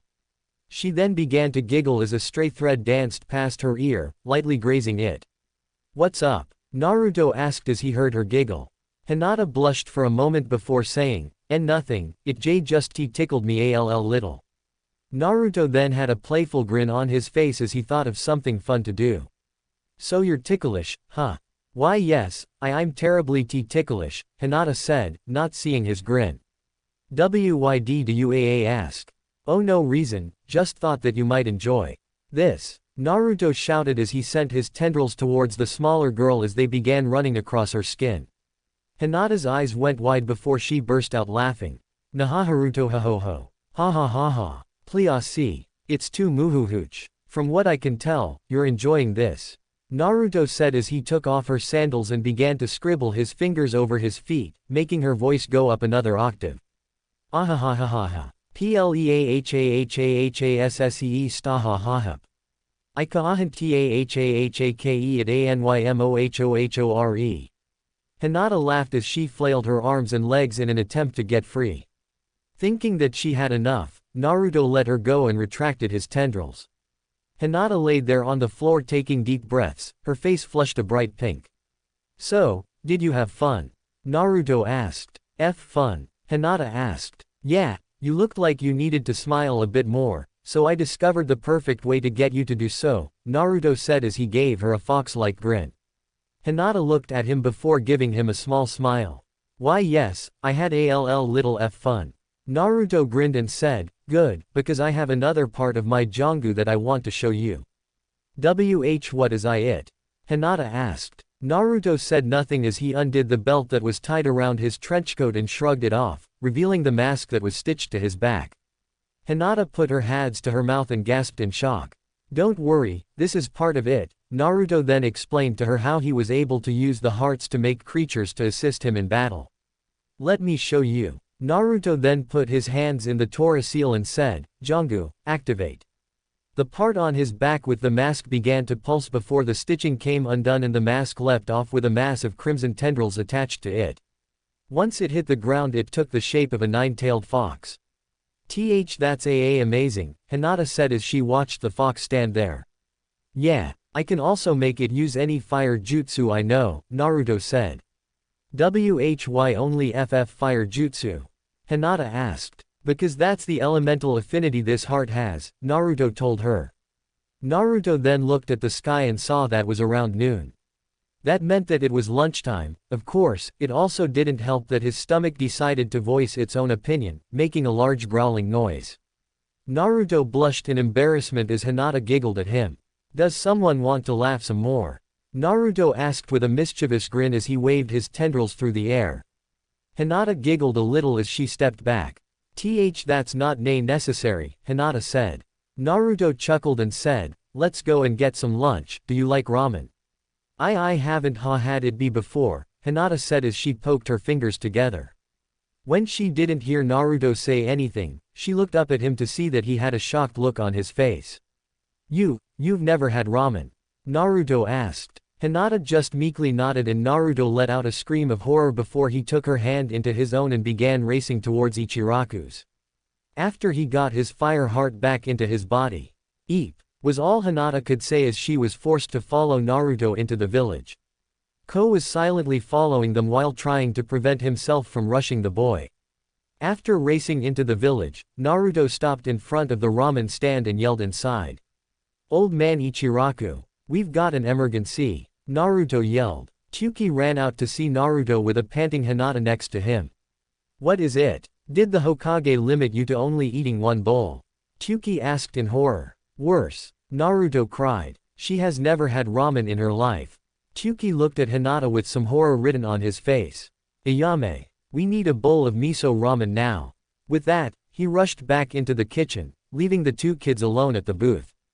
After 3 minutes of waiting, Tsuki brought out a steaming bowl of ramen and placed it in front of Hinata. She picked up her chopsticks and took a small amount of the noodles into her mouth and swallowed. Her eyes lit up and she began to eat more of them at a faster pace. This is delicious," Hinata exclaimed softly. Naruto let out a sigh of relief and said, "Thank Kami, you were suffering from a severe case of ramen deprivation." I don't think that's a real thing," Hinata said. "Of course it is. Nobody can survive without ramen," Naruto said. But I haven't eaten ramen and I'm fine," Hinata pointed out. Naruto put on a thinking expression and said, "But you can't live without a delicious food like ramen." Cinnamon BB buns are delicious to me," Hinata said. "Everyone has weird tastes," Naruto said as he went back to devouring 2 bowls at once. After they had lunch, Naruto decided to take Hinata back home. She had to lead the way of course since he had no idea where she lived. Upon reaching the Hyuga compound, the guards kept an eye on Naruto while he and Hinata said goodbye. "Hey Hinata," Naruto began, "are you going to join the academy next year?" "Why yes, I'm going to train to become a ninja," the young Hyuga said. "Great, maybe we'll be in the same class," Naruto said. I would like that very much," Hinata said as she poked her fingers together. "Well, see you around Hinata," Naruto said. The young Hyuga walked back into her compound and Naruto walked back to his apartment. Ko leapt down from the trees with a thoughtful expression on his face. He entered Hiyashi's study where the man was waiting for him. "I trust that there were no problems?" Hiyashi asked. Ko shook his head and said, "No Hiyashi-sama." Hinata-sama seemed to enjoy her time with Uzumaki-san. Hiyashi nodded and asked, "Have you seen how the rumors about Naruto-san aren't true?" "Yes, I even saw that he has a kinjutsu of his own," Ko said. "You must never speak about it until Naruto-san makes it known to others," Hiyashi said. "There are people in this village who would do anything to get their hands on him if they knew." "I understand Hiyashi-sama," Ko said. Chapter 4. A 6-year-old Naruto jumped out of bed earlier than usual with a big smile on his face. And why wouldn't he? Today was the day he starts attending the academy. A place where he could meet people his age, hopefully they wouldn't glare at him like all the adults would. While he was still friends with Hinata, he wanted to make more friends and expand his social life. Naruto inhaled his breakfast and put on his clothes in record time. He made extra sure that his trenchcoat would hide all his stitches so nobody would ask questions. Before he walked out the door, he remembered the conversation he had with the Hokage last week. Flashback Sandame's office. "You wanted to see me, Gigi?" Naruto asked as he sat down in the chair across from Hiruzen. "Yes Naruto-kun," Hiruzen confirmed. "You're starting the academy next week, right?" "Yeah, and I'm gonna be the best ninja there," Naruto proclaimed. Hiruzen sighed and said, "That's exactly what I wanted to talk to you about." "What's up?" Naruto asked. "I don't want you to be the best ninja in the academy," Hiruzen bluntly said. As predicted, Naruto exploded. "What? Why shouldn't I be the best? I want everyone to know how awesome I really am." Hiruzen sighed and told him, "That's the thing, if everyone knew how tough you really were, then you wouldn't be a real ninja." Naruto was surprised, "What are you talking about?" A real ninja hides his skills from his enemies, Hiruzen explained. A real ninja is deceptive and sneaky, always hiding in the shadows while hunting his prey. If you were to show everyone your abilities, then they might find ways to counter it. Naruto thought it over for a moment before saying, so you want me to be weak so people will underestimate me. Hiruzen shook his head and said, I didn't say that you should be the weak one. You should just be an average student. That way you won't be weak, and you won't attract attention to yourself. Okay Gigi. I'll make you proud, Naruto said as he got up and left the room. Besides, if you showed everyone your abilities, I wouldn't be able to protect you. Not until you become a ninja, Hiruzen thought as he lit his pipe for a smoke. Flashback end. Naruto shook his head and got back to reality as he looked at the clock. He saw that he had a little over an hour to get there. So he tightened the belt on his trenchcoat and grabbed his aviator goggles. They were a gift from Hinata as a thank you for saving her from the bullies all those months ago. After locking his front door, Naruto jumped down his stairs and leapt into the street before running towards the academy. As he ran, he could see the glares and looks of disgust on the civilians' faces. He just shrugged them off and continued running. After a half hour of running through the streets, Naruto arrived at the main gate of the academy. He looked up in awe of the large building, the place where he would learn to become a shinobi. He could feel his threads reacting to his excitement with all their wiggling. He calmed down and walked into the building, but couldn't keep the grin off of his face. Naruto walked to the front desk where a young woman was reading a magazine. Hi, can you tell me where the classroom for the new students is? Naruto asked. Down the hall and to your left, it's room 15, the woman said without looking up from her magazine. Naruto said thanks and jogged down the hallways. He arrived at the room and opened the door before walking inside. The room was fairly simple. There was a teacher's desk in the front, a blackboard behind it. The desks were arranged in a rising position where the teacher could see all the students. There were children his age inside the room already sitting down and chatting with each other. 8 of them stood out to him however. 3 girls and 5 boys. The first boy was sitting towards the back of the was wearing a gray coat with a color that hid everything under the black shades he wore. He had spiky brown hair like his own. Naruto thought he spied a small beetle crawling across his hand, but shook it off. The next boy was a round boy with a bag of chips in his hands. He was wearing a green jacket with spiral markings on his cheeks. He had spiky brown hair on his head. The third boy was sleeping on his desk. As far as Naruto could see, he had his hair styled like a pineapple. He was wearing a gray shirt with a clan marking on it. Naruto thought that he was just tired from not getting enough sleep. After all, Naruto woke up every 3 hours because of his excitement last night. The fourth boy was wearing a gray hoodie with the hood down, revealing his shaggy brown hair. He had slitted pupils and red fang-like markings on his cheeks. Sitting on his head was a small white puppy. The final boy was sitting in the corner of the room with a bored expression on his face. He was wearing a blue shirt with a crest on the back of it that looked like a fan. He had hair that was spiked in the appearance of a duck's butt. Naruto had to stifle a laugh as he thought about that. Finally he looked at the girls that stood out. The first one was a pink-haired girl with a red bow in her hair. She was wearing a red shirt and black shorts and was staring dreamily at the boy with the duck butt hair. The second girl was on with platinum blonde hair. She was wearing a light purple shirt and pants that reached her knees and had a green clip in her hair. Naruto caught her staring at the girl with pink hair with a sign of depression before she turned back and staring at the same boy, but not as longingly as the first girl. The third girl was someone Naruto instantly recognized. It was Hinata. Naruto smiled as he jumped up the steps to his friend. Seeing that she was spaced out, Naruto poked her in the side to get her attention. Hinata was thinking about whether or not Naruto would be in her class. She hoped that he would. He was her only friend that was her own age after all. She was jolted out of her thoughts by a poke to her side. She practically jumped out of her seat while biting her lip to hold in her bubbling giggles. She turned her head and saw the person she was thinking about. Naruto-kun. Hinata softly cried. Hi Hinata-chan. Naruto greeted. He then sat down in the chair next to her while giving her a large grin. Are you excited about being here? Naruto asked. I'm a little nervous about this, Hinata admitted. Don't worry about it. You're gonna do great. Naruto told her. Hinata blushed at the praise and just played with her fingers. It was then that the classroom door opened and two shinobi stepped inside. They were wearing a Chunin's uniform and were carrying boxes full of books.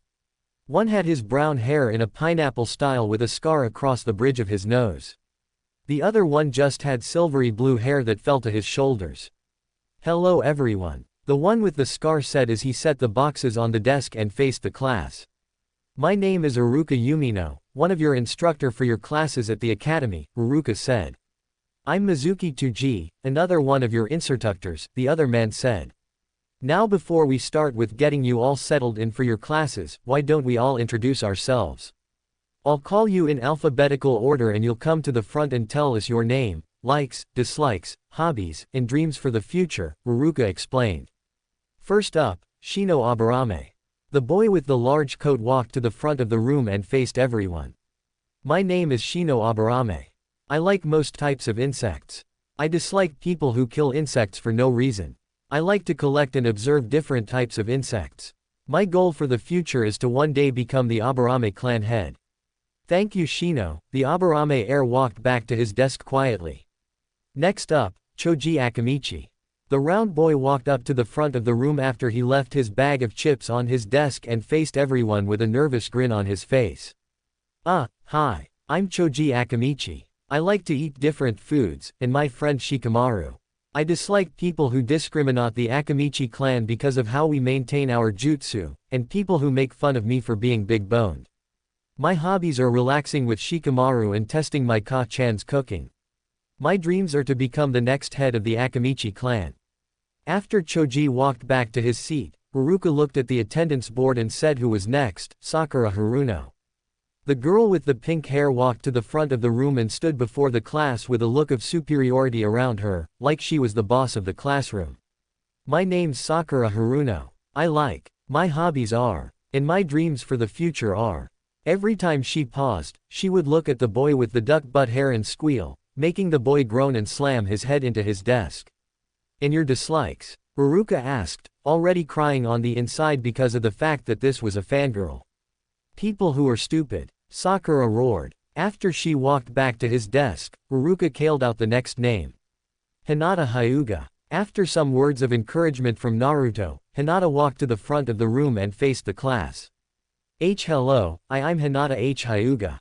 I like SW sweet foods, and SS spending time with my friend and Naruto. I dislike people who look down on others and seafood. My hobbies are flat flower pressing and GG gardening. My reams for the FF future is to see change the W way of the Hyuga C clan. After walking back to her seat quickly, the next name was called up. Kiba Inuzuka. The boy with the dog raced down to the front and faced everyone with a feral grin. "I'm Inuzuka, and this is Akamaru. I like spending time with the dogs at my clan compound and my buddy here. I dislike cats and people who hate dogs. My hobbies are playing with Akamaru and training. My dream for the future is to become one of the best ninja in the village. Shikamaru Nara." When nobody came up, Iruka looked around the room until he saw the sleeping boy. "Shikamaru Nara," Iruka yelled. He was about to yell again when he saw Choji raise his hand to stop him. Choji then turned to Shikamaru and said, "Shikamaru, your mother's here." As fast as lightning, Shikamaru jumped out of his seat while looking around fearfully. When he didn't see his mother, he looked at Choji with a bored expression. "Choji, that was cruel and heartless," Shikamaru told him. "Now that you're awake, maybe you would like to introduce yourself to the class?" Iruka asked with a look on his face that just dared him to say no. "Troublesome," Shikamaru muttered as he trudged to the front. "I'm Shikamaru Nara. I like relaxing and playing shogi. I dislike troublesome things like extra work. My hobbies are cloud watching and resting. I don't really have a goal for the future, it's too troublesome to think of one." Most of the class snickered at his introduction while Iruka and Mizuki just sighed. They already knew to expect this from a Nara, but it was worse than they thought. Iruka just shook his head and called out the next student. Sasuke Uchiha. The boy with the duck butt hair walked to the front of the classroom and looked at them with an air of superiority around him. "My name is Sasuke Uchiha, a member of the great Uchiha clan. I like my family and onigiri. I dislike those who are weak and pathetic. My hobbies are training to get stronger. My goal is to one day surpass my brother Itachi. Haruka nodded as he watched Sasuke walk back to his seat. He looked down at the sheet and bit back a groan when he saw the next name. He considered skipping over it but decided that it wasn't worth the trouble. Naruto Uzumaki. Neither Naruto or Hinata missed the small hint of disgust when Haruka called him out. After being Naruto's friend, Hinata was able to see all the looks of hatred and disgust that were thrown Naruto's way. She asked him why they did that, but Naruto truthfully told her that he doesn't know. The young Uzumaki jumped to the front of the room and faced the class with a big fox-like grin. My name's Naruto Uzumaki, Datbayo. I like ramen and spending time with my friend Hinata-chan. I dislike mean people and those who think they're better than others. My hobbies are training and hanging out with Hinata-chan. My goal for the future is to become Hokage. As if anyone would let you rule the village you tried to destroy. Were the thoughts of the two academy instructors. Once he was back in his seat, Haruka called up the last name of the list. Ino Yamanaka. The blonde-haired girl walked to the front of the room and faced the class. I'm Ino Yamanaka. I like all types of flowers and spending time at my family's flower shop. I dislike mean people and idiots who think they're better than me just because I'm a girl. My hobbies are working at the flower shop and helping my parents. My dreams for the future are to win the affections of Sasuke-kun. Sasuke just banged his head into the desk again, making a nice indentation of his face on the wood. Haruka could see that she was a fangirl, but wasn't lost to the forbidden side of the kunoichi just yet. A simple push in the right direction would help her. Well, it's a pleasure to meet you all. I hope that you all achieve your goals and become strong shinobi who will work to make Konoha prosper, Haruka said. Now then, how many of you know a jutsu? Naruto, Sasuke, Hinata, and Shikamaru raised their hands. Okay then, come up to the front of the room. The four kids did so and Haruka continued. Can you demonstrate them to the class please? I'll go first, that way it won't be too troublesome, Shikamaru said as he stepped forward and faced Naruto. He then held his hands in the Nei seal and everyone watched as his shadow went and connected to Naruto. Shadow possession success, Shikamaru droned as he rested his hands at his side, making Naruto do the same. Hey, what gives? Naruto cried as he struggled to control his movements. Shikamaru then reached behind him, making Naruto reach behind him. He then made Naruto grab the ruler on the desk and use it to poke Sasuke. The Uchiha growled and ripped the ruler away from Naruto while giving him a glare. Why are you glaring at me? He's the one making he do this. Naruto protested. Sasuke then went and glared at Shikamaru, who released the jutsu and stepped back.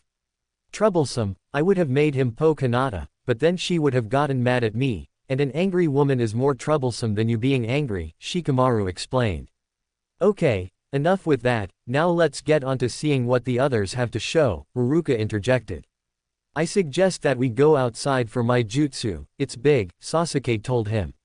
Haruka nodded and said to the class, we're going outside to view the rest of the jutsu. The class cheered as they stampeded out the door, leaving behind a large dust cloud. After clearing away the dust, Haruka and Mizuki saw that Naruto and Hinata were still inside. Naruto was patting Hinata's back since some of the dust got into her mouth. When she was done coughing, the two raced outside with the rest of the class. Haruka and Mizuki just performed a shunshin to get there. Okay Sasuke, perform your jutsu, Haruka said once he was sure that everyone was outside. Sasuke nodded and performed several hand seals before taking in a deep breath and declaring, Kaden, Great Fireball Jutsu. A large fireball shot out of Sasuke's mouth and went into the sky where it evaporated into the clouds. Impressive Sasuke, Haruka said as he and most of the class cheered. The ones who didn't cheer were Shino, Bekasu it roasted a few insects in the sky, Shikamaru, because it was too troublesome, Hinata, because Hyugas don't like Uchihas, and Naruto, because he didn't feel like it. Alright, Naruto, how about you go next? Haruka suggested. Yosh, it's my turn. Naruto cheered as he ran to the front of the class and faced a row of practice targets. He made the correct hand seals and took in a deep breath before crying, Kaden, Fire Bullet Jutsu. Several fist-sized fireballs flew out of his mouth and impacted against the targets, burning them to pieces. Don't use our equipment as firewood you blockhead. Uruka yelled as he whacked Naruto on the head with his clipboard. Naruto held his head in slight pain as the tendrils in his body wiggled around in anger. Now Hinata, let's see what you can do, Uruka said as he and the class faced the shy girl. She took a deep breath before walking to the front of the class and made a chain of hand seals. Byakugan. Hinata cried as the veins in her eyes bulged and her Byakugan activated. Good. You can already activate your Dujutsu, Uruka said as he made a mark on his clipboard. I can also perform the E8 trigrams, E8 palms, Hinata said. Is that so? Use Naruto as an example of what it can do. Consider this punishment for ruining academy equipment, Mizuki said. Surprisingly, neither child had any argument about this. Don't worry about it, Hinata. Just relax and you'll do fine, Naruto reassured her when he saw her apologetic look. Hinata took a deep breath and slipped into the Juken. She then darted forward and began to hit Naruto with her pointer and middle fingers. 2 palms, 4 plams, 8 plams. When she was finished, she jumped back and watched as Naruto stumbled forward. She then ran towards him and caught him as he fell down a little. Wow, you're getting better and better with your training, Naruto exclaimed. Hinata just blushed from the praise and opened up the closed tenketsu. Now let's go back inside so we can go over what you'll be learning, Uruka said. The class moved back inside, though Hinata had to help Naruto a little since he was still sore from her attack. Once they were back inside, Naruto was dying on the inside.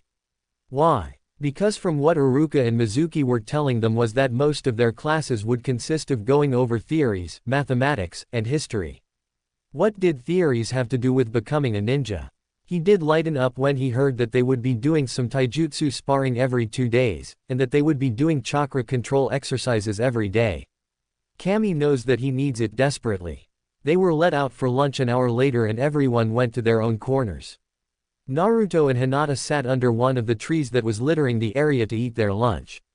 Naruto had brought some of the sushi that Tsunade bought for him every once in a while. Hinata had a bento box that her mother had made for her. So Hinata, when is your sister coming out of you, mother? Naruto asked as he popped a sushi roll into his mouth. She said that it's supposed to be next month, Hinata told him as she chewed on some rice. I wonder what it's like to have a little sister, Naruto said as he looked at the sky. Maybe Hanabi will treat why you like one if why you come over often, Hinata suggested. Naruto nodded and chewed on some more sushi before he looked out of the corner of his eye and saw that Hinata looked down for some reason. Naruto hated to see his friend sad for any reason and would do anything to cheer her up. So he sent a small thread stealthily through the grass over to her feet before it slipped inside her sandal and began wiggling around. Hinata gasped as she felt the tickly feeling on her foot. She looked over to Naruto while biting her lip to see him looking away innocently, too innocently. Naruto-kun, what are you doho hoing? Hinata whistled while her shoulders shook from her soft giggles. I have no idea what you're talking about, Hinata-chan, Naruto replied while laughing on the inside. Please stop Naruto-kun, Hinata managed to giggle out. Naruto complied and retracted the thread, but not before it ran across her toes, causing Hinata to gasp out in surprise. What's got you looking so down? Naruto asked. I was just feeling a little sad for you, Hinata admitted, making Naruto confused. Why me? Naruto asked. Because why you don't have a family like me, Hinata said. Naruto shook his head and said, you don't have to worry about me, it doesn't hurt as much as it used to. Hinata just nodded and continued eating with her friend. After everyone had lunch, they moved into the courtyard where there were fighting rings in the dirt. Uruka and Mizuki were standing before the entire class waiting for everyone to gather around. Okay everyone, we're going to hold taijutsu matches to see how skilled everyone is. When your name is called, step into the arena, Uruka explained to them. You will fight until one of you ends up outside the arena, one of you gives up, or I call the match. First pair up is Choji Amd Shikamaru, Mizuki announced as he read the names off of the clipboard. The two friends stepped into the arena, but Choji looked extremely nervous. Uruka-sensei, I don't want to hurt my friend, Choji said. Uruka sighed and said, it's just a taijutsu match, Choji, and I highly doubt anybody here can hurt somebody too much. Naruto just grinned on the inside, too bad nobody knew about his abilities. Shikamaru sighed and said, I forfeit, it would be too troublesome to fight anyway. Uruka sighed and gave the win to Choji. Mizuki just put some marks on his board and called out the next pair. Kiba and Renji. Kiba jumped into the field after he left Akamaru underneath a shady tree. His opponent was a civilian who had a smug look on his face. Didn't want you weak little puppy getting hurt. Renji sneered. Kiba just growled and glared at him. Uruka, not wanting to see an angry Inuzuka get angrier, just started the match. Kiba leapt forward and dealt a punch to Renji's chest and sent him flying. He landed just short of the ring and leapt to his feet with a snarl. Renji ran towards Kiba and sent a sloppy punch at him. Kiba just scoffed at the attack and knocked the punch away before he tripped him and held a fist to Renji's face. Forfeit. Kiba growled. I give up. Renji cried as he looked at Kiba with fear. Winner, Kiba. Uruka declared. The Inuzuka got off of the civilian and walked back to where he left Akamaru and put him back on his head. Uruka then decided to call out the next set of fighters. Sasuke and Naruto. Many of the female portion of the class cheered when they heard the Sasuke's name was called. Naruto walked into the after getting a good luck from Hinata, the only female that didn't cheer for Sasuke. Are you two ready? Uruka asked. Let's get started already. Naruto shouted as he settled into his stance. His knees were bent, the right side of his body was facing Sasuke, and his right arm was positioned in a horizontal angle across from his chest. His left arm was set in the same position, but it was behind his back. HN, was all that Sasuke said as he slipped into the Uchiha's interceptor fist. Begin. Uruka began the fight and stepped back, waiting to see what would happen. Neither of the two boys moved, each one was waiting for the other to start first. Well, what are you waiting for? Sasuke asked. Naruto smirked and said, I'm not gonna make the first move, that would be stupid unless you are absolutely sure that you're going to win. Then I guess I'll start us off, Sasuke said as he darted forward and aimed a punch at Naruto's chest. The blonde boy ducked under Sasuke's outstretched arm and hit Sasuke under his arm, knocking him off balance before Naruto shoved him backwards with a good shoulder to the stomach. Had enough? Naruto asked as he watched Sasuke get his bearings. Naruto was crying on the inside because his poor ears were being assaulted by the loud protests of Sasuke's fangirls. Grr, take this. Sasuke roared as he darted forward and tried to deliver one powerful punch after another. Naruto was able to block most of them, but a couple were able to hit him on his shoulders, and one grazed his cheek. The Uzumaki then fell backwards and used his feet to kick Sasuke in the chest, making him back off for a moment. Naruto took the time to massage his right shoulder while Sasuke was planning his next move. The two of them then darted towards each other again. Wow, they're really going at it. Kiba exclaimed. Yeah, what do you think about this Shikamaru? Choji asked as he ate his chips. Troublesome, I can see that they're really skilled fighters, Shikamaru said. The only one who doesn't look surprised is Hinata. Hey Hinata, doesn't Sasuke look amazing? Sakura asked as she stared at the Uchiha with hearts in her eyes. I'm just as surprised that he's able to keep up WW with Naruto K-kun, Hinata said. What are you talking about? Sasuke's the best. There's no way he'll lose. Sakura protested, making the surrounding people lose their hearing for a moment. After she regained her hearing, Hinata said, I've sparred W with Naruto-kun, he's SS stronger than how he's FF fighting right now. Sakura just huffed and went back to watching the fight, or more importantly, watching Sasuke while mentally undressing him. Sasuke was standing on one side of the arena while taking some deep breaths. On the other side, Naruto just stood there, not having even broken a sweat, courtesy of his ungodly stamina. Before either of them could make their next move, Uruka appeared between them. That's enough. We've seen where each of you stand, now let's get to the other fights, Uruka said. Wait a minute, who's the winner? Naruto asked. Uruka glared at him and said, it's a draw, you were both evenly matched. Sasuke glared at Naruto, but the Uzumaki just ignored him. Just wait buddy, I'll make sure that you know that your place is beneath me, Sasuke growled as he walked away to brood. Mizuki, who's next? Uruka asked. Sakura and Hinata, Mizuki said as he read the pair off of the board. The two girls had entered the ring and Hinata was taking deep breaths to calm her nerves. Once I'm done with you, I'm going to beat that blonde baka for taking Sasuke-kun's win. Sakura growled. Something in Hinata snapped and she just wordlessly slipped into the Jukin and waited for Iruka to start the match. What's the matter? Too scared to talk to me? Sakura taunted. Naruto was about to yell at her to shut up when he saw the look on Hinata's face. Something told him that he should just watch. As soon as Iruka started the match, Sakura ran forward and sent a sloppy punch towards the Hyuga heiress. Hinata dodged the blow and flew at Sakura before she began to strike at her tenketsu. Once Hinata jumped back, Sakura fell to the floor in a heap, ending the match.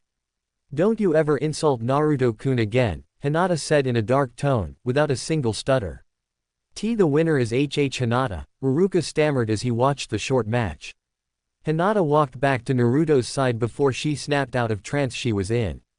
As she looked around, she saw the pile of limbs that was formerly Sakura. Did IIIRR really do that? Hinata asked. After getting a confirming nod from Naruto, who felt like he couldn't trust his voice, Hinata fainted and fell into Naruto, who quickly caught her. I thought we finally got over the fainting, Naruto sighed as he went and propped Hinata up against the tree before sitting down next to her. While he was waiting for her to recover, the last few fights had occurred. The only one that was at least interesting was with the Ino girl. She was one of the few females that was able to fight like she had some skill. Of course, she wasn't as good as Hinata in Naruto's opinion, but he saw that she was a good person to be in second place for female fighters. While the teachers were going over the results of the spars, Naruto dated to wake up Hinata. But this time she seemed to be in a deep state of unconsciousness. Naruto had poked her and shook her but didn't get any results.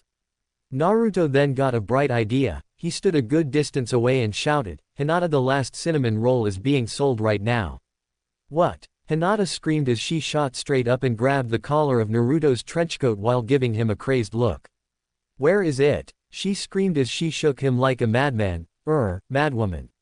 Hey, you're awake, Naruto exclaimed, completely ignoring the fact that Hinata was about to jukin him for the location of the imaginary cinnamon roll. This seemed to jolt Hinata back to reality as she observed what was happening around her. Her hands were tightly gripping Naruto's coat, she was practically face to face with him, and the other students were staring at her with amused looks. Eep, was all Hinata could say before her face turned into a tomato and she fainted again. Naruto sighed as she fell forward into his arms. Probably not my best idea, Naruto muttered as he set Hinata against the tree before facing the rest of the class. Anyone got something smelly? Naruto asked. Choji stepped forward and handed Naruto some smelling salts. Naruto thanked him and held the smelling salts under Hinata's nose. Hinata opened her eyes and shot up. She looked around and saw that everyone was staring at her, causing her to burn with embarrassment. You're not going to faint again, are you? Naruto asked. Hinata just shook her head, not trusting her voice at the moment. Okay kids, we're going back into the classroom so you can get your textbooks, Iruka announced as he ushered everyone inside. Naruto sighed as he walked back inside. This was an eventful day.